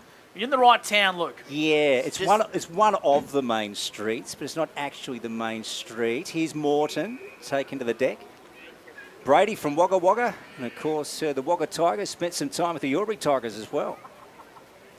So just outside 50. He would have enjoyed last week's victory over the former side. Yes, certainly would have. There's Riley Smith. So let's have a look here. Maraca gets it out the back. Sharp just fumbled it. Longmire down low. Del Bosco tried to scoop it up. Rooser got it. And the umpire will take this just on the fringe of the square, favouring the scoreboard end. So a little scrappy here as we've gone 12 in the third turn. Thanks for Macca's. Great battle in the ruck between that time Smith and Richards, but it's been a great duel all day. Pinballs around in towards a bit of space, hacked forward by Myrtleford. East is tracking it. Coming off his man was Ayres, and he just pumps it long down the line. Hourigan's got the front spot up in a wrestle against Richards. Now Elijah Amory went through his legs. Inside 50 by Hourigan. Sitting in the hole was Shut. Bounced off his chest as he toe poked it forward. Coming through was Osborne. Breaks away and just bounces off the Tricolours defenders. Handballing out wide to Josh Creswell. Josh on the riverside finds Lavis. Handballing to space. Foot got a good bounce. True centre wing for Corowa. On the right boot, the former Sydney Swan. Long down the line. Bradkey. Pethybridge. Give it to Pethbridge. Broke away from the contest. Lowers the eyes and he found Bedendo. Certainly did. They want to square one up to Maraca. Here they go, the Sainers. They're on the move now. Tenardi loops it back. Oh, shocking hand pass for Agosta. He slipped over. Roos have it. Finn Osborne, he's been good in the last few moments. He turns it over to Jake Sharp. Look at this. Just a myriad of turnovers at the moment. Oh, how's the kick? Yeah, Tenardi went over his head by boot. Del Bosco scoops it up out the back of the contest. Here's Hourigan. Lockie down the line. Good vision to Agosta. Nicely spoiled from Shut. Kai scoop. Oh, he's paid a throw there. Yeah, that was there. I reckon he just got under it a little bit too much. Perfect call by the umpire. Cody Shut, Mr. Reliable. Playing a bit undersized today on the big talls from Myrtleford is Cody Shutt, the co-captain. Yeah, and captain the O&M team versus the Ovens and King this year. He turns that one over, though, to Simon Curtis, so they cough it up again.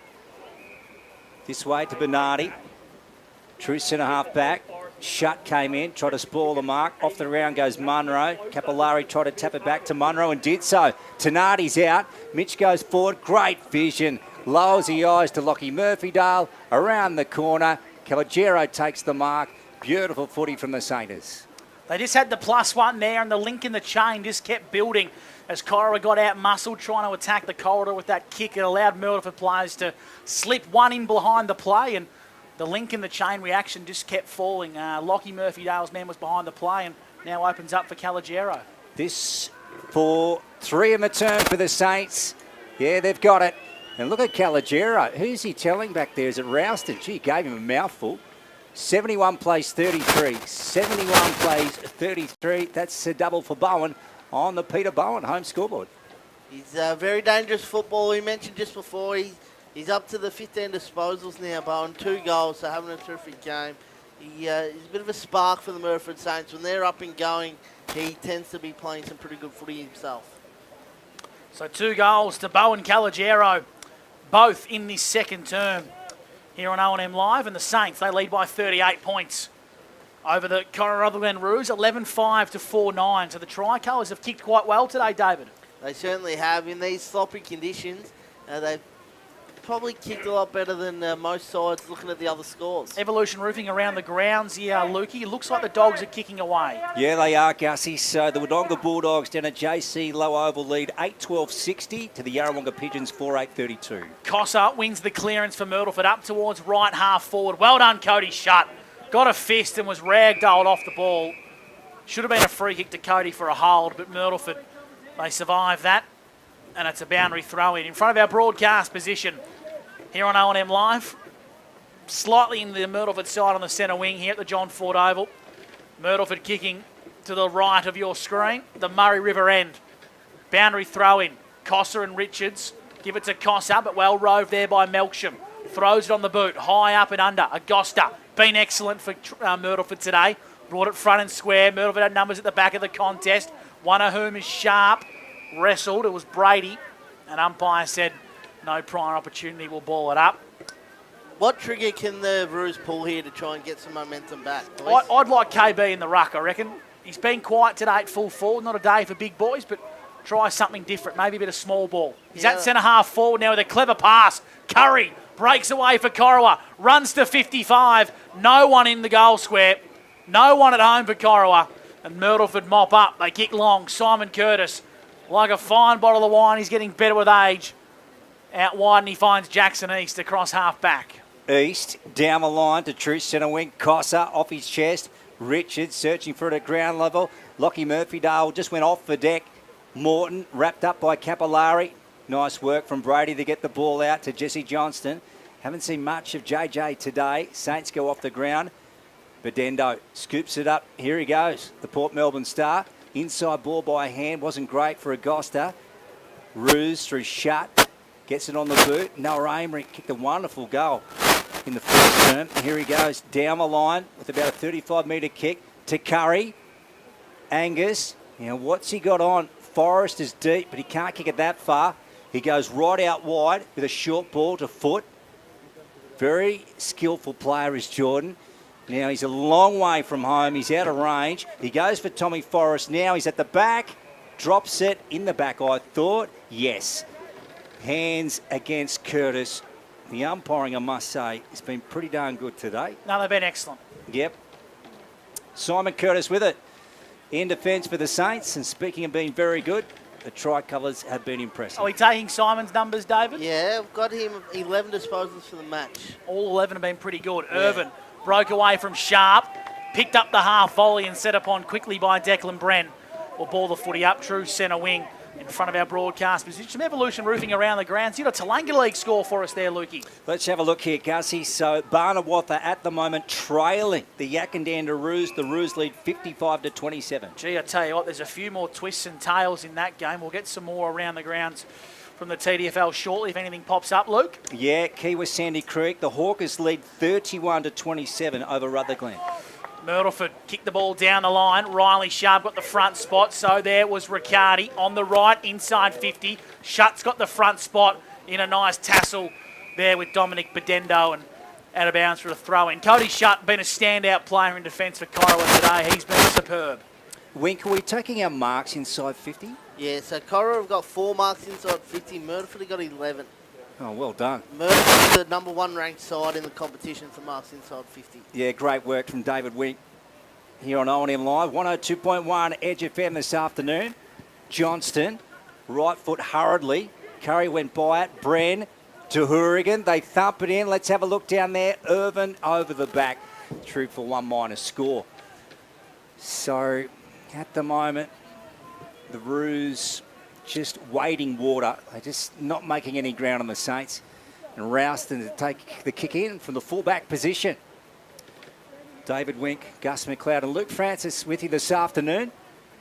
Hope you're enjoying the action of O&M footy in 2025. Foot almost got falconed.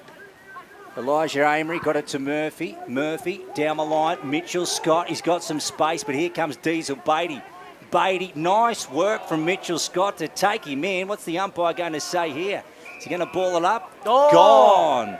The whiz. Yeah, he thought Beatty was given enough time. Mitchell Scott goes forward, just pops it up inside 50. All Saints back there. Shocking entry. Petherbridge goes to Tenardi and the Sainers away off half-back. Tenardi sells a bit of candy, feeds it on to Curtis, overlapping run through the corridor. Munro on to Bren, edge of the centre square. Myrtleford, this is too easy. Riccardi marks unattended. And whilst Corowa put all their eggs in the basket of attacking, Myrtleford hedged their bets. And they're going to come out in front with a shot on goal to Brodie Riccardi. They've got that extra one play going inside 50 3 or 4 times today. I'm just going over the top, over the top, over the top, just to get the easiest shot on goal possible, Myrtleford. I reckon it's Corowa just trying to roll the dice and get a few more attacking players involved, but it's coming to bite them in the bum. As Brodie Riccardi salutes from Myrtleford from 30 metres out, it's another major. 12-6, 78 to 4-9, 33. Everything Myrtleford have touched today is turned to gold, and the conditions are probably starting to emulate a bit of McNamara reserve football here at the John Ford today as Riccardi kicks his first. That's right. We know how well they play those conditions up at the McNamara Reserve, but just how quickly they turn that Mitch Scott turnover into a shot on goal. It was just Petherbridge bang, straight through Tenardi, Curtis, and then inside forward 50 for an easy shot on goal. Yeah, they've kicked the only 4 goals of a third term, the Saints, and the last 5 of the game. A double to Bowen Collegiero in this quarter, 1 to Riley Smith, and 1 to Brodie Riccardi. So they really are turning it on the Saints. They've put the foot down. Here comes Williamson. Oh, taken off by Tenardi. Murphy short to foot. Look at them going in, the Saints. They're hungry today. Tenardi, they've really got a point to prove. Making a statement to the competition today to say, hey, don't you worry about us. So Tenardi has been very good. Mitch to half foot. Cossart. Forrest got up high. Irvin at the back. Here's Riccardi. And the umpire... Advantage, free. Yeah, throw. He got that right. So it's coming back to Jack Rouse, and he's not going to pay the advantage in the end. How many for Rouston today, David, on the 40 wings? This was number 16, so had a pretty good game. Chipping over the top. Murphy's the target. Gets to him now. On the edge of the centre square. The run comes from Rouston and he hits him. Now Jack throws it on the left boot, long down the line, but wasn't on the same page as Longmire there. He was sitting behind and Hourigan intercepts for Myrtleford. He's got Maracas straight off the bench, ignores him. He's going to opt to go for distance here. Long down the line from Hourigan. Do a contest, went for the ruckman. Good fist coming in from Forrest and Osborne, and out of bounds or a boundary throw in right in front of the Corowa bench. Joe Hansen is in the tracksuit, boys, so his day is done. Corowa are down to 3 on the bench, and they trail 78 to 33 for Peter Bowen Holmes. Gus McLeod calling for that wonderful establishment in Wang, the Northo Hotel. David Wing for 40 winks, and also for Corowa Tiles and Corowa Better Electrical. Bowen Collegiero kicks it to himself. Round the body, this would be a cracking goal. It's over the point post, but the goal umpire likes it. He's given it. Bowen Collegiero, that's a treble for him. A steal line goal of the day here on O&M Live. It's a wonderful finish in these conditions.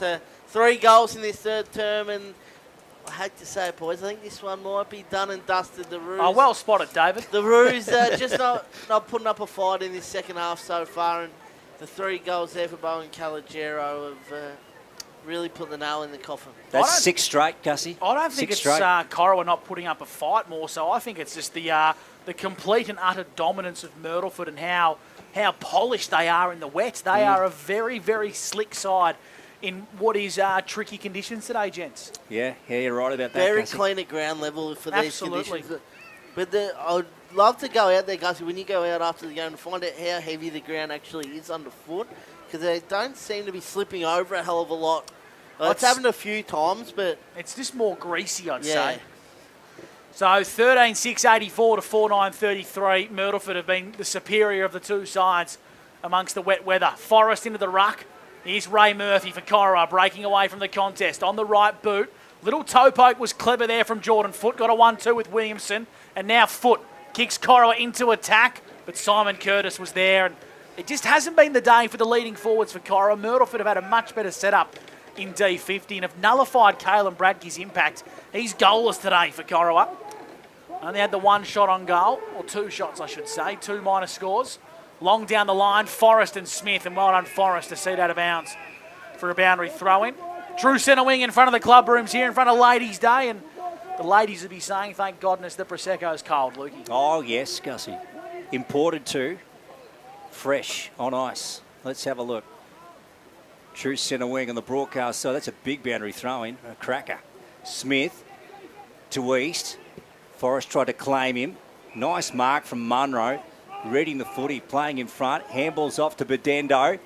Palms off foot. Look at that. He wasn't getting past Brady Morton, who cleaned him up. Coming from the blind side. Longmire wide to Bradkey. Got shoved out of it. Pushing so the back. Slight one from Brady Sharp. So Bradkey. Now, you'd probably give him half a chance in the dry weather, not in the wet. Bradkey goes long, or maybe had it been towards the sticks, it might have been close. Here's Curtis off to Jackson East. Now here they go to Agosta on the outer side. Now Brent's got to go after this. Rouston from the opposite direction. They meet. Good footy from both players, committing themselves. Ball's gone out of bounds. Rightio, Wink, give us your best, mate. 4 footy winks. Mitch Donati continuing to dominate. He's up to 6 disposals in this term, 20 for the match. Simon Curtis, 7 disposals in this third term as well. So, tell you what, some big games happening in the TDFL. We'll keep you posted with them. Yak and Dander are going to stun the comp and look like they're going to beat Barney, which is remarkable, just to keep that Tallangatta League season alive and firing. Inside 50 now for Myrtleford. Shallow entry. Murphy Dale just couldn't quite get it to his advantage. It's going to be out of bounds for a boundary throw-in. Evolution Roofing around the grounds. 10-point lead to Kiwa Sandy Creek over the Rutherglen Cats. Barney trailed 27-55 over Yak and Dander, and Chilton are kicking away. They lead 61-36 over Thaguna. Thanks to Evolution Roofing. Cossa. Maraka hooks one around his body towards goal. Contest just right of the goal square. Bedendo shovels one out to Brand. Good tackle applied on him. Bedendo left foot. Dominic. Yep. Left foot. They'll get around him. There he is, the man from Port Melbourne, back home in a Saints Guernsey, and Dominic Bedendo jams one home to the scoreboard end. That's a pretty good finish. 7 in a row, Wink, for the Myrtleford Alpine Saints. They're on fire here, the Saints. What have they got? 6 in this quarter alone. Yep. They've just gone bang, bang, bang after half time, and their class has certainly risen. Their best players, Simon Curtis, Mitch Donati, Jackson East, Bowen Calogero, all having massive impact in this third term. Even Don Benito, he's had the 5 disposals in this term after only having 7 in the first quarter. Finishes off nicely there. He looks like a lively type. You can see why he's played at the next level. He looks, when he has it, he's got that little bit of extra time, and he's just a smooth mover, isn't he, Luke? Love to see him on a sunny day, Gus. Longmire from the clearance for the Roos, kicking him inside 50 at the Bridge Road end. Coming off his line there was Agosta, left it behind. Bradkey for the instant response, and he's missed. Dear. He's missed from tied up in the pocket as the three-quarter time siren sounds here at the John Ford Oval. There were 6 majors to the Myrtleford Alpine Saints, and the Roos couldn't trouble the scorers with a major. A big, big third term, a premiership term from the Myrtleford Alpine Saints. Sees them lead at the main break. 14-6-90 to Corowa Rutherglen, 4-10-34. Stick with us at O&M Live, 102.1 Edge FM. A big final term coming your way next. Thanks to Peter Bowen Homes. You're with O&M Live, where you won't miss a thing.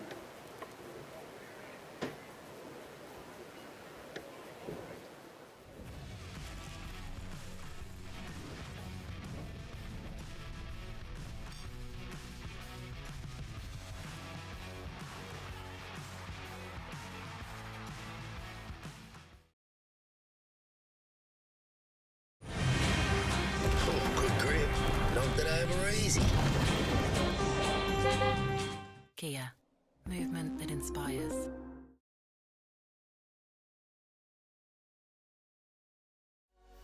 What's your future look like? Where do you want to be? Whatever it looks like, with GoTAFE, you've got this. Get real skills for real jobs and careers right now. Search GoTAFE today. The Ovens and Murray Football League is proudly sponsored by Opal. Thinking packaging? Discover Opal.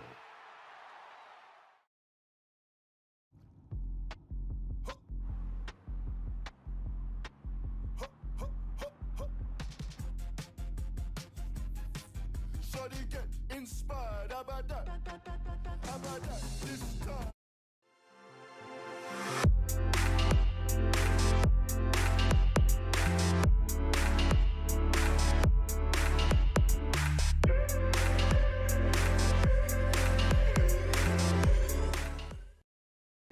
Welcome to Sundancer Homes. We make building your dream home exciting and stress-free. Backed by over 30 years of experience, one of many reasons why we provide a lifetime structural guarantee. Visit our information centre at Dean Street, Albury.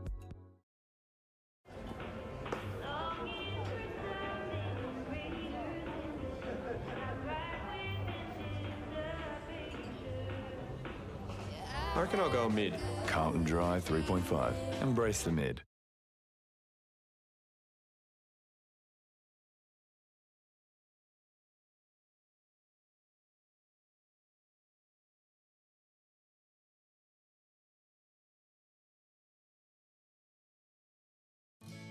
Every day we look after our family first. We go on adventures, we entertain with them, we care for them.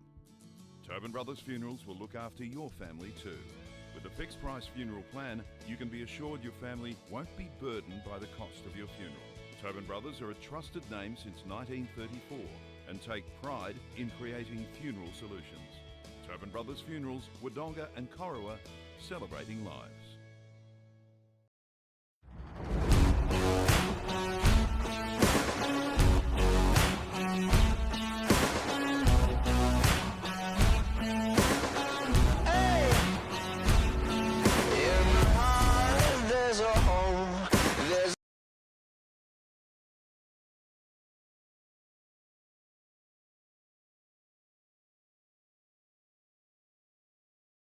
With Optus Home Internet, you get more yes. Which means less family screen time and more harmony with powerful Wi-Fi. Get the Ultra Wi-Fi modem at no extra cost. Adroit Insurance and Risk, your local insurance advisor, able to tailor insurance programs to support your business. And we're proud to support our local community.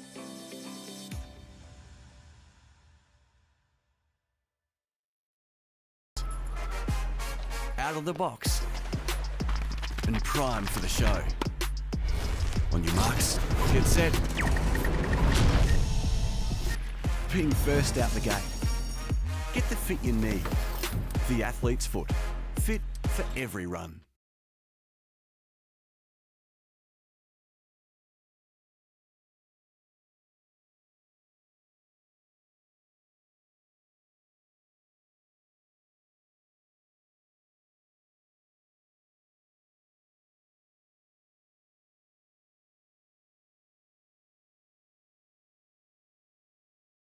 With McPhail's Wangaratta. Fourth quarter. Follow 102.1 Edge FM on Facebook, Instagram and the Listener app. O&M Live on Edge FM. Yes, certainly are the O&M Live call team at the John Ford Oval here in Corowa. Cold, wet and bloody miserable is the menu here at the JFO where Myrtleford lead 14-6, 90 to 4-10. 34. David Wink, some 40 Wink stats here on O&M Live. Jack Rowson leading the way for the Roos with 17 disposals. Actually, I apologise. Jordan Foot's got 18, so he's leading the way for the Roos. Rowson with 17. And then for the Myrtleford Saints, Mitch Tenardi's got 20. Jackson East with 18, having himself a good game. And Byron Calagero's 15 and 3 goals. So it's Anytime Fitness Player of the Day is up for grabs in this last term, fellas. Luke, how did you see the first quarter of the second half? Well, it was just an absolute blitz from the Saints, Gussie. They really motored away. So at the moment, it's a 56-point margin.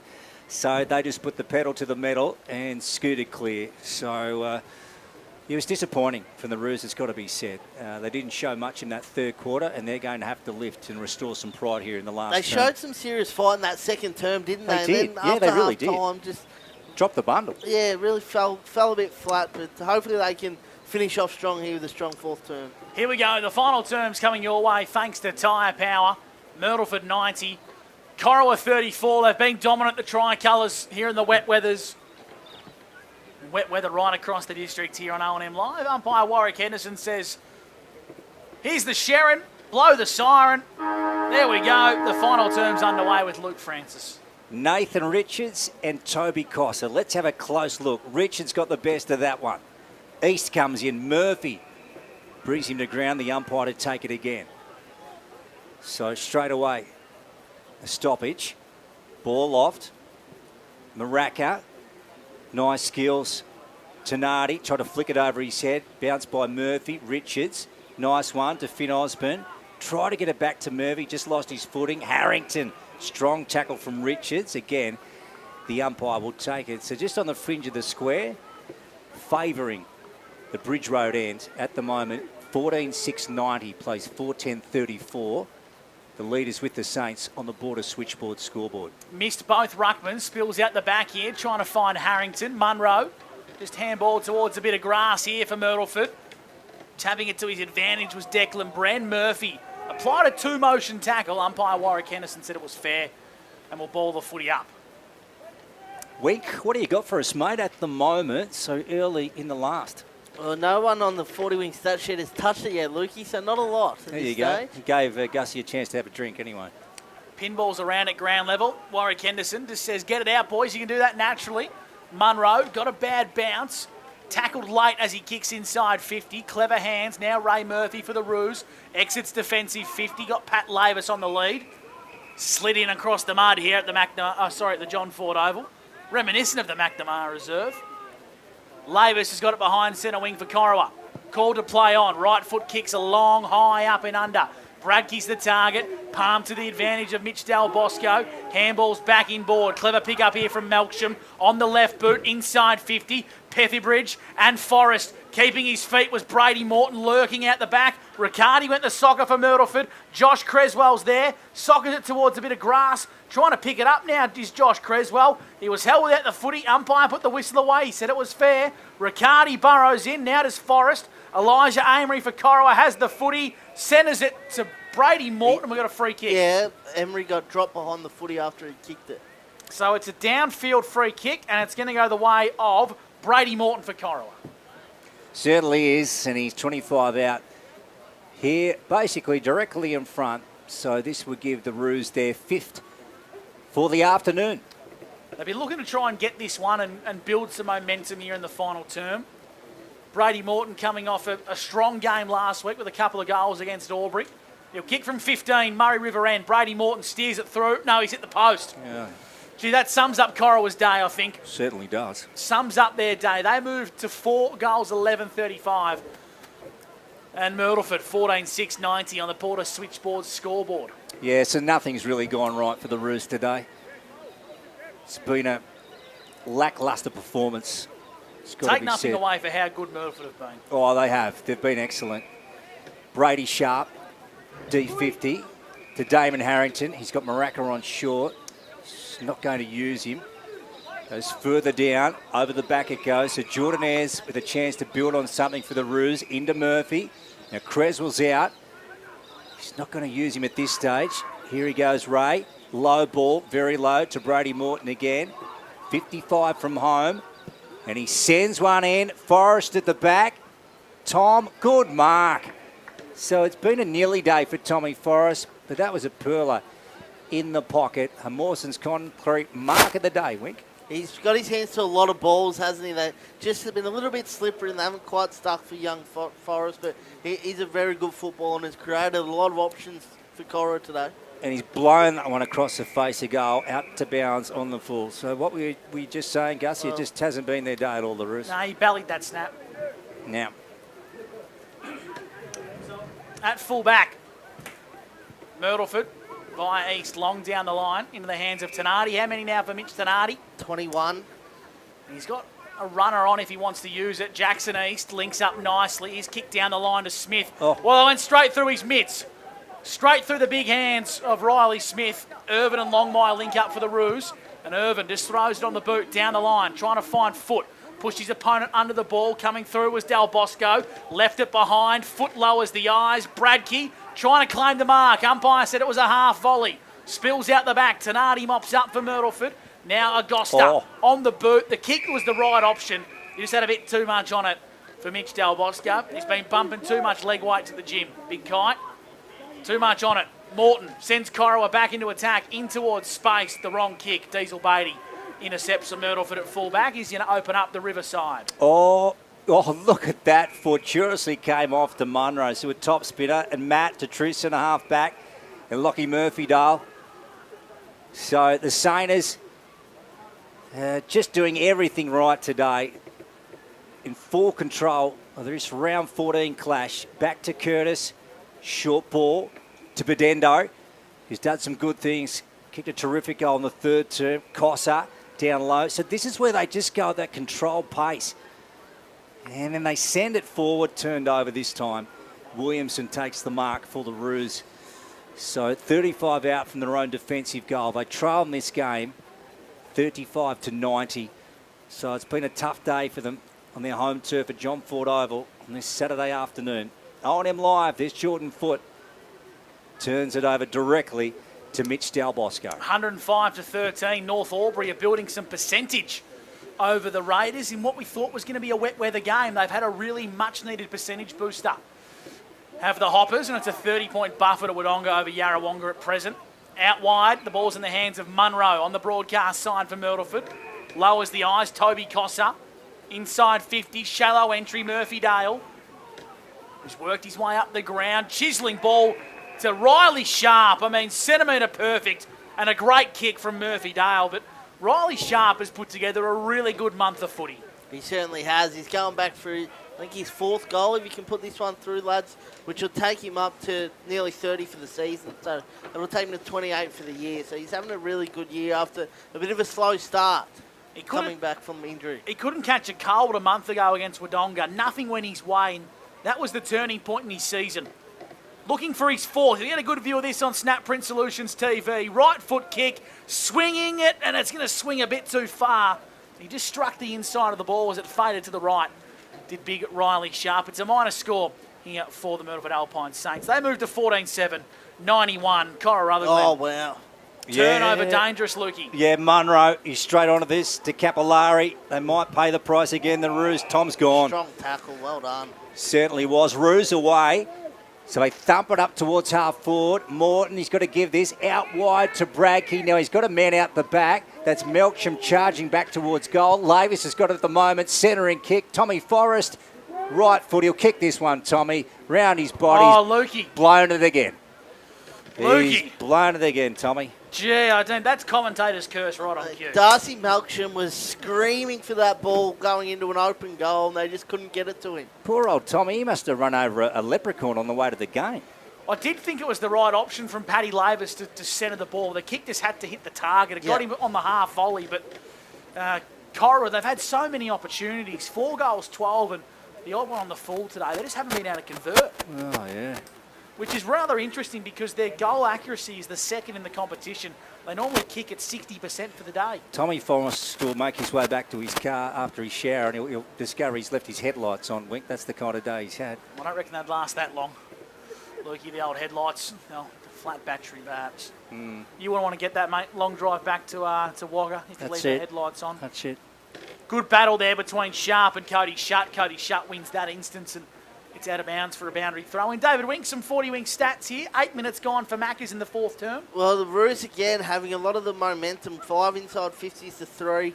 Playing some really good footy, just not being able to convert in front of goal. David Wink, he's been outstanding this afternoon on O&M Live. Gus McLeod for the Northo Hotel. Like a young Dennis Walter describing the game to our viewers and listeners. Here we go. On the other side, Smith getting it down. Capillari. Here he goes, Tom. Weaving through traffic. Nice work to Riccardi. Low ball going forward. Look at that. Dry weather footy from the Saints, and Calogero takes the mark, and he has a chance to kick another. He's going to go back and have a look for his 4th. And one thing we know about Myrtleford is they play wet weather footy probably better than anyone in the competition, but they have certainly taken that to the next level today. It hasn't been overly wet. It hasn't been a slog. It's been slippery and greasy, and their players have played as if, Lukey, like you just said, it's dry weather. Yeah, clever player, Bowen. Looking for his 4th. Here he goes, Calogero. Bridge Road end, pops it up in the air, that one across the face. 1 minus score, so 92 plays 36. 14-8-92 plays 4-12-36. Saints well up, thanks to Border Switchboards in the final term. 91-36. Rouston will kick in from full-back. He'll play on. How many for Jack? Jack is up to 18 for the day. He goes up the guts, whistle. It's from the non-officiating umpire, Fitzpatrick. Don't know what for. Chipping inside 50 was Capillari. Dangerous ball for Corowa to try and defend. Murphy Dale breaks away from the contest. Murphy Dale Kicks another for the Myrtleford Alpine Saints. That's his third, Lockie Murphy-Dale. He's elusive and evasive, and he's a dangerous threat inside forward 50. Suffered a really nasty injury at the start of the season, and now he's finding his way back into form, David Wink. I reckon that was even... No, it was against Lavington, wasn't it? I was going to say even against the Roos, but he's a real X-factor for the Saints going into the finals. If he can get going, he's got 3 goals today. He's kicked 8 for the season so far in only a limited amount of games, but if he can get going, he's going to be really dangerous for sides come September. That is, if I've got this right, Gus, the last 8 in succession to the Saints. Yeah, Corowa haven't kicked a goal since Tom Forrest in the 25-minute mark The of second the term. second term. God, wow. Just unreal. So, ball back in the centre.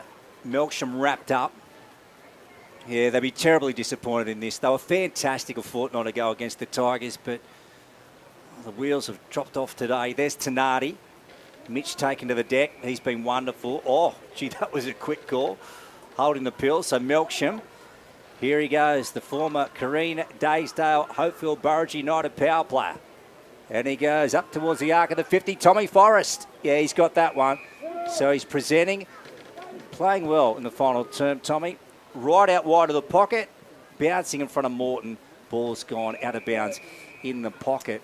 Wink, what about those marks inside 50 for the game now, thanks to 40 Winks? Well, 5 to Rutherglen, and Myrtleford have managed 14 themselves. 14 to 5. Which that's their average for the year, which puts them third in the comp. But on a day like this, you would have thought that might drop back a little bit. But they've been really good going inside forward 50. Myrtleford are the second best team in the competition for disposal efficiency, and with skills like they've shown today in the wet, you can see why. Capillari exits D50 for Myrtleford, a high up and under. Flying high was Rouston. Richards crumbs, threw it on the boot, off the side of the boot, inside 50. Clever mop-up work there from Smith. He turned the ball over, though. Bradkey sells a bit of candy. Did he get taken? Umpire said no, he got rid of it. I thought he should have been done holding the ball. Brady Sharp feeds it out wide. Finds brother Jake, who's been quiet today but really serviceable. Hits up a target. Capillari. He brings the ball inboard. Maraca for Myrtleford. Out towards the broadcast side. Needs to get a good bounce here, does Harrington. Gets it on the half, volleys it, skids across the turf. Lowering the eyes, Murphy-Dale marks. True centre wing on the broadcast side for the Saints. He can go to Harrington again, and he will. Oh, not a great kick from Lockie Murphy-Dale. Blew off the side of his boot. Ball's gone out of bounds, but they do gain some valuable yards in the wet, Wink. They certainly do. He's lucky that one just bounces inside the boundary line, so probably not the worst result for Myrtleford. Absolutely. We'll grab some TDFL scores too very shortly from Gussie, thanks to Evolution Roofing. Geez, there's some interesting games being played out there. Some results that really flip the components here. There goes Capillari, low ball to Bedendo. Try to scoop it back up out the front to Munro. Nice work. Bren or East under pressure. Tenardi back to Bren. By hand pass to Harrington. Short ball in. Oh, too tall for Lockie Murphy-Dale. Irvin down low. Scoops it out the back. Shut. Hurried kick. Now here's a chance for Jake Sharp. Gee, we haven't called him much today, Jake. Nice work to Riley. They get it out the back. Let's have a look down there. Gee, it's pretty scrappy. This game is dead in the water now. Ball's gone across the line so they concede the Roos. So 99 plays 36. 99 plays 36. Saint is up. Only score I can give you for Evolution Roofing is 62 to 33. Yakko Babani, the app is freezing at the moment. Oh, yep. The one I'm really keen to see is down the road, Rutherglen versus Kiwa Sandy Creek. Man. Might get you to track on that one, Winky. Yep. As Finn Osborne breaks away at full back here for Corowa. Attacks the corridor. Needs a good bounce, but doesn't get one. Well done by Rutherglen. Showed some great poise. Lowers the eyes through the corridor. Finds Murphy-Dale 55 from home. Myrtleford are kicking to the Bridge Road and well done Shut. Wins himself a free kick against Bedendo for a push in the back. He's been a shining light today for the Roos, Cody Shut. Outside 50, Bridge Road and ball out of bounds here, so a strong contest on the outer side. Joe Hanson. How is he, Gussie? His day's done, mate. Yeah, is he still on the? Still got the jacket on? No, I think he's just sitting there keeping everyone company. Yeah, we don't have anyone on the boundary today. We've got a 3-person court team. on 102.1 Edge FM. Evolution Roofing around the grounds. Kiwi lead by a point over Rutherglen. 10 minutes to go, I'd say. 16 gone. Wow. That'd be upset of the season. Wouldn't it, White? Munro. Ray Murphy out the back to Melksham. Nice clearing hand pass. Capillari, though, reeled it in for the Saints. Quick one to Munro. Over the top they go. Oh, gee, Tenardi just got rid of it in the nick of time to Munro. He got swung around in a tackle. Rouston going back. Bren turns it over. Murphy going in. And he breaks away. Well done by Ray. And he wants the corridor. Petherbridge over the top of the fist. Back to Ray Murphy. Petherbridge follows up his work. Longmire, nice to foot. Now they come this way. Jesse Johnson has got some time to pick up the footy here. Gets there, hooks it over his head. Noah Aymeric slides along the turf. Nice one to Finn Osborne. He feigned, went back inside. Missed Longmire with the hand pass. Here's Creswell ducking and weaving over the top to Williamson. So they're out now, the Roos. They go forward. Wide ball. Morton down low will get the free kick for a holding. That was a good call there from Warwick Henderson, the umpire. The men in green have been good today. So they've persevered with it. Morton thumps it up to the hot spot. Here we go. Bradkey takes the mark. So that's some of the best footy we've seen all day from the Roos. Wink. They just chipped away at it, and at the moment they've got a shot 25 out directly in front. Yeah, it all starts over. It starts from the back end of attacking. Finn Osborne's attack on the ball there was fantastic, and young Josh Creswell's composure was really fantastic too. A couple of young kids really just setting themselves and standing big in a moment, and obviously the free kick to Brody Morton, but it all starts back on the wing here just in front of us, Licky. So they get their fifth, and that is their first major since the 25-minute mark of a second term. So hard to believe. It really has been a dog of a day for the Roos this afternoon. The Saints just far too good. To kick 100 points in these conditions is a fantastic effort, isn't it? It really is. Yep. What have they got? 15, 16 goals. It's been a great effort for the Saints. Certainly has. Margin back to 56 points here.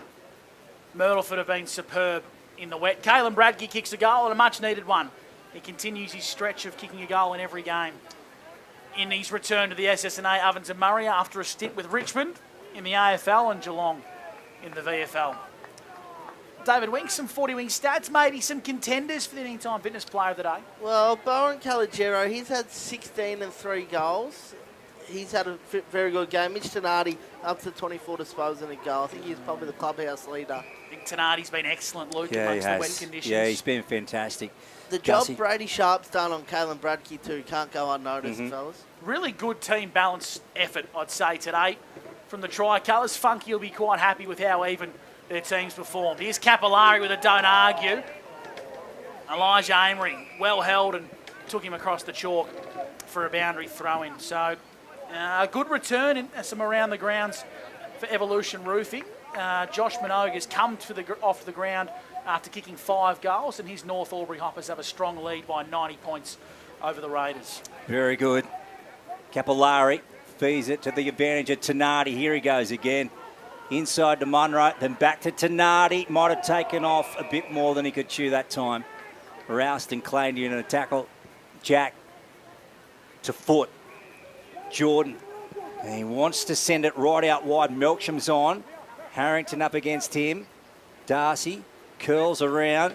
Hand passes to Irvin. He spins back. Tries to get it to Darcy. So good follow-up play. Down the line they go with a 35-metre kick. Agosta got called out of it. Lavis, hand passes. Agosta got a fist to it. Morton came tearing in like a freight train. And he's going to win the free kick. So good footy from Brady. And now he sends another ball into the hot spot. He's done this a couple of times in this term. Ball over the back. Del Bosco going back through for another minor score. So 99 plays 42. 99 plays 43, I should say. 99 plays 43. The Saints up in the final term. On the Border Switchboards cardboard. Around the grounds, Evolution Roofing. Kira holding on over Rutherglen by a sole point. 22 minutes gone. That could have some big ramifications in the TDFL. Of course, we're looking forward to getting out to the MCG, the Bush to Call finals footy. Here on O&M Live. And of course, our continuous coverage of the TDFL finals and the O&M finals We brought to you live, free and exclusive. Jordan Ayres out wide for Corowa. Handballs, dispossessed, and Rutherglen sees it out of bounds for a boundary throw-in. David Wink. I'm tipping one M. Brennan would have a big impact on the Cats being very close to the ladder leaders today, Gussie. Sure are. Yak and Nanda, they're going to beat Barney and keep their season alive. And Faguna look to have not enough in the tank to combat the Chiltern Swans. Poor boundary throw-in. I reckon we'll have another one of that. We'll have another crack. Here at the, what are we playing, Lukey? 21 and a half minutes gone here on O&M Live, thanks to Maccas. And the Roos trail 43-99 over the Myrtleford Alpine Saints. Yeah, Gussie, now you'll have to tell me whether the Bletchingley's been running Melbourne to the Group 3 event today. 5 away, Lukey. Beautiful. Still to come. Can't wait for that. There's Cody Shutt off his chest, hit the deck. Riccardi's in there. Nice work from Finn Osborne. In fact, it was Mitchell Scott to Creswell. Over the top, they go to Longmire. Jed inside 50. Curtis out of his reach. Agosta going back. Agosta. Kai picks it up now, keeps it in play. We've got a whistle here. He's paid deliberate rushed. But I didn't think it went across the line. Insufficient intent. Wow. I've never seen that at local footy from Dylan Sidebottom, the umpire. Well, I didn't think it actually crossed the line because the umpire didn't indicate it was a behind. Well, at least I didn't think he did. Okay. Anyway, it's a goal to Caelan Bradkey and the Roos. They get their sixth. 99 plays 49. 99 plays 49 and a double to Caelan, and those two goals have come in the final term. Wink. That's, one of the more odd things I've seen. Yeah, I don't think the umpire called that. Either did I. Over the line. No. And Augusta actually held it out. I completely agree. Anyway, I think they just might have buggered that one up. I'd have to go back and have a look at the replay. Yeah, we do. Myrtleford wouldn't want to miss out on finals by percentage or have a final spot decided by a goal. Gus McLeod. I'm just saying. This stuff happens. Oh, this is the drama. This stuff happens. 2 goals to Cabbage, Caelan Bradkey. Gee. Richards, he's going to go up in the ruck here against Cossa. Been a great battle in the ruck between the 3 big men today. They've battled hard, haven't they, all 3 of them? Not a great day for big ruckmen. Wet, miserable, a lot of wrestling. They can both eat 15 family pizzas tonight and get away with it, I reckon. Oh, yes. Tenardi, another clearance for Myrtleford. Slipping over at the crucial moment was Cody Shutt as Myrtleford go inside 50. Well mopped up by Osborne. Just trying to break away and put a bit of spice into the game. He handballs in towards space, coming off his line. Well done there by Diesel Beatty. Josh Creswell body lines the ball with courage. I tell you what, that's some ultimate fast and a tough nut of the day stuff there from Josh Creswell. He's put his body on the line on many occasions, Luke. Gus McLeod for the Northo Hotel. David Wink on the 40 Wink stat sheet today.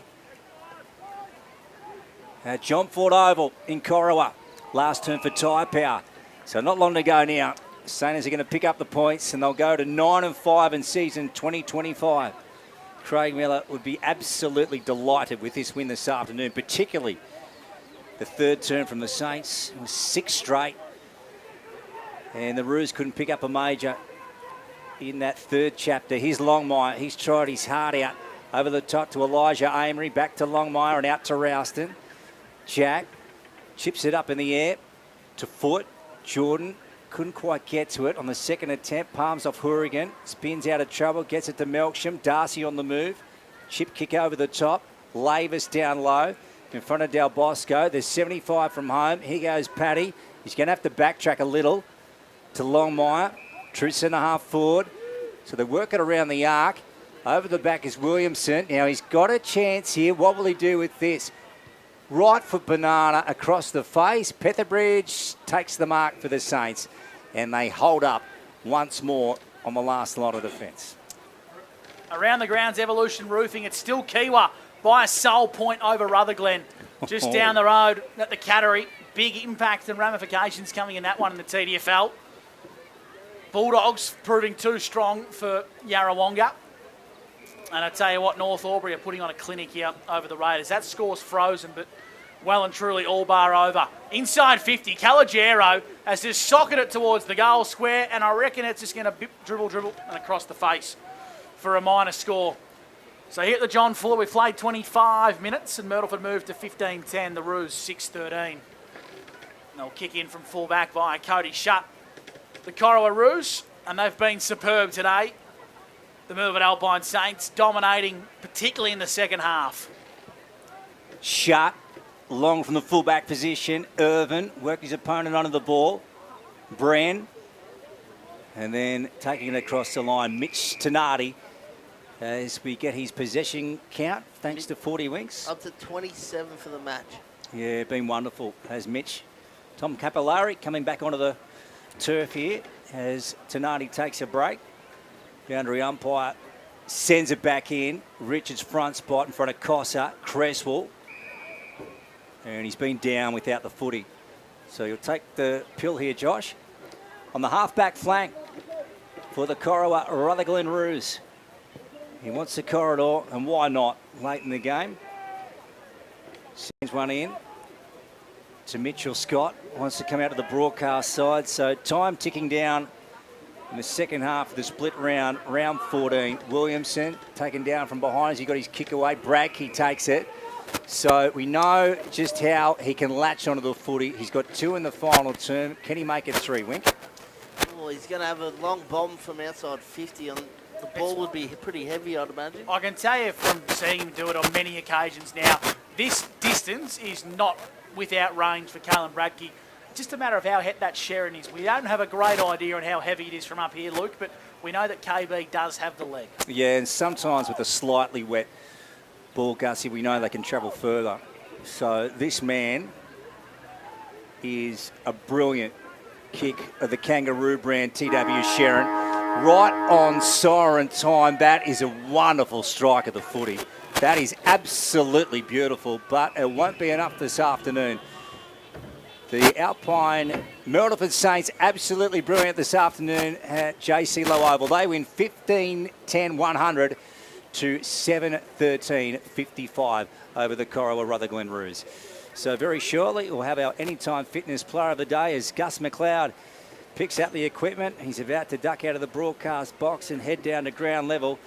And they were just emphatic this afternoon, the same as David Wink. They've travelled down the highway from the hills and they've really put pay to the Roos this afternoon. They've come away to a massive win.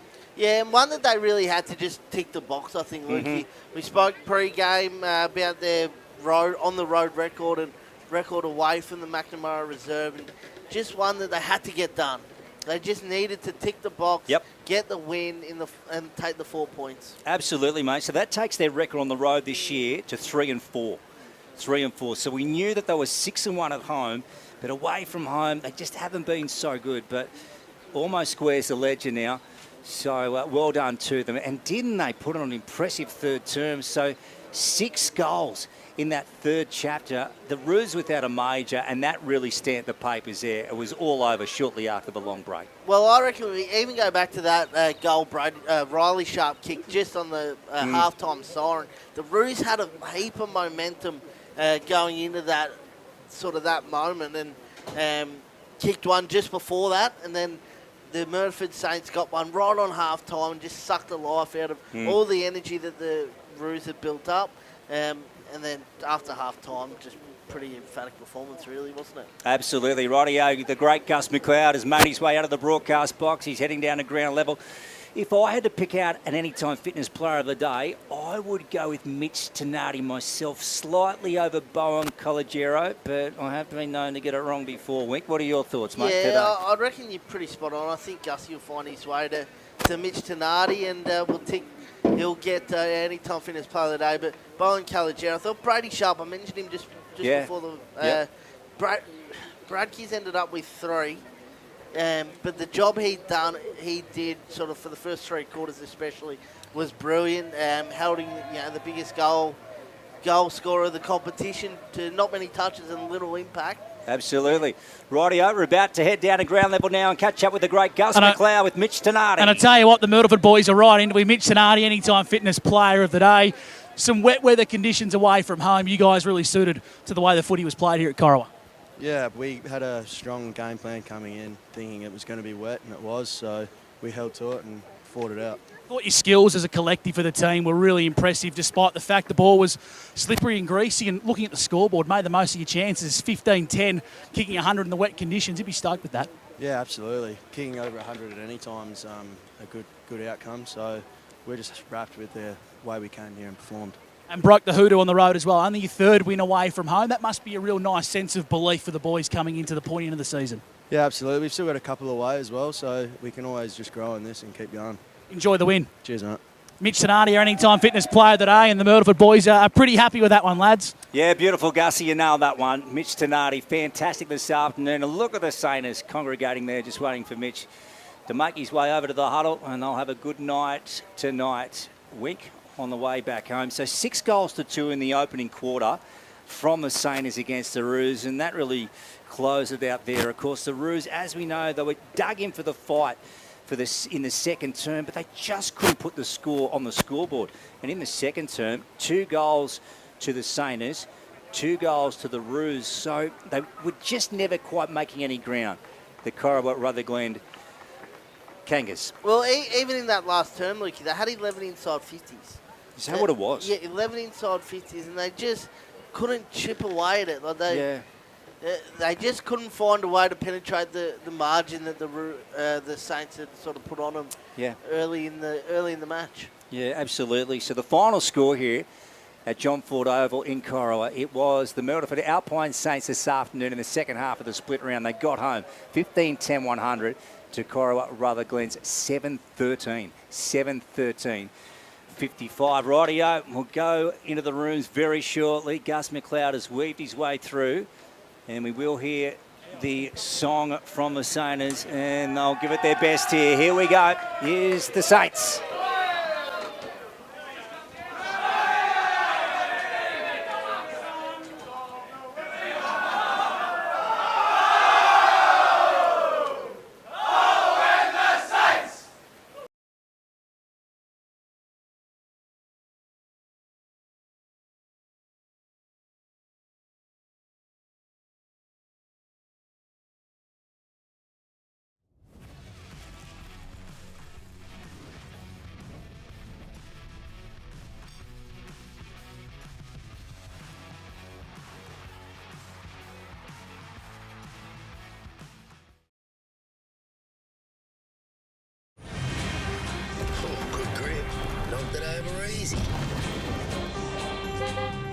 Kia, movement that inspires.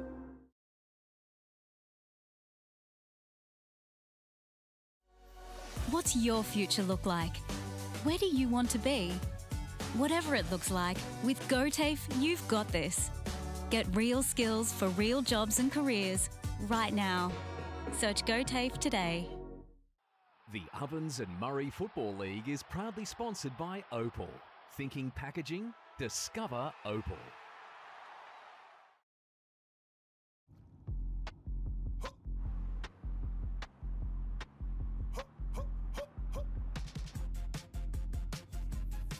So they get inspired. How about that? How about that? This time.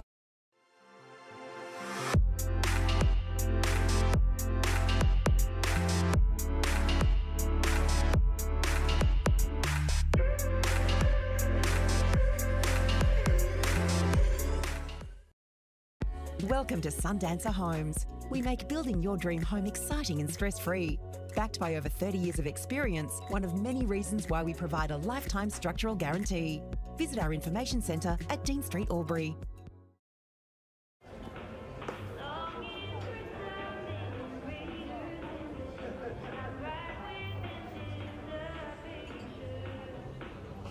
I reckon I'll go mid. Carlton Drive 3.5. Embrace the mid.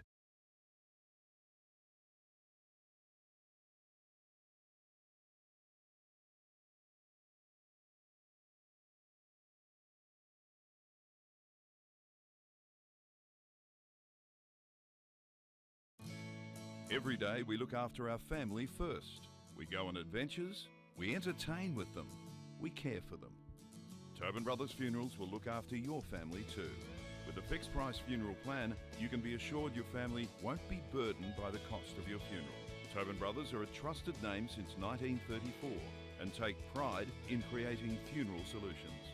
Tobin Brothers Funerals, Wodonga and Corowa, celebrating lives.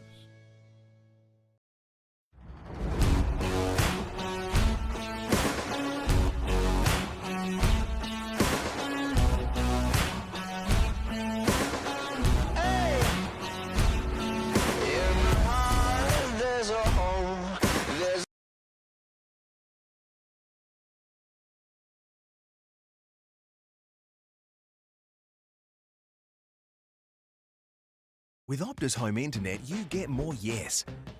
Which means less family screen time and more harmony with powerful Wi-Fi. Get the Ultra Wi-Fi modem at no extra cost. Adroit Insurance and Risk, your local insurance advisor, able to tailor insurance programs to support your business. And we're proud to support our local community.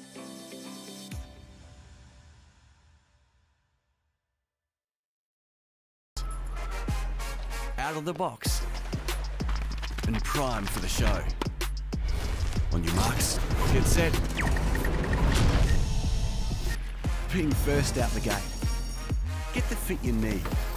The athlete's foot. Fit for every run.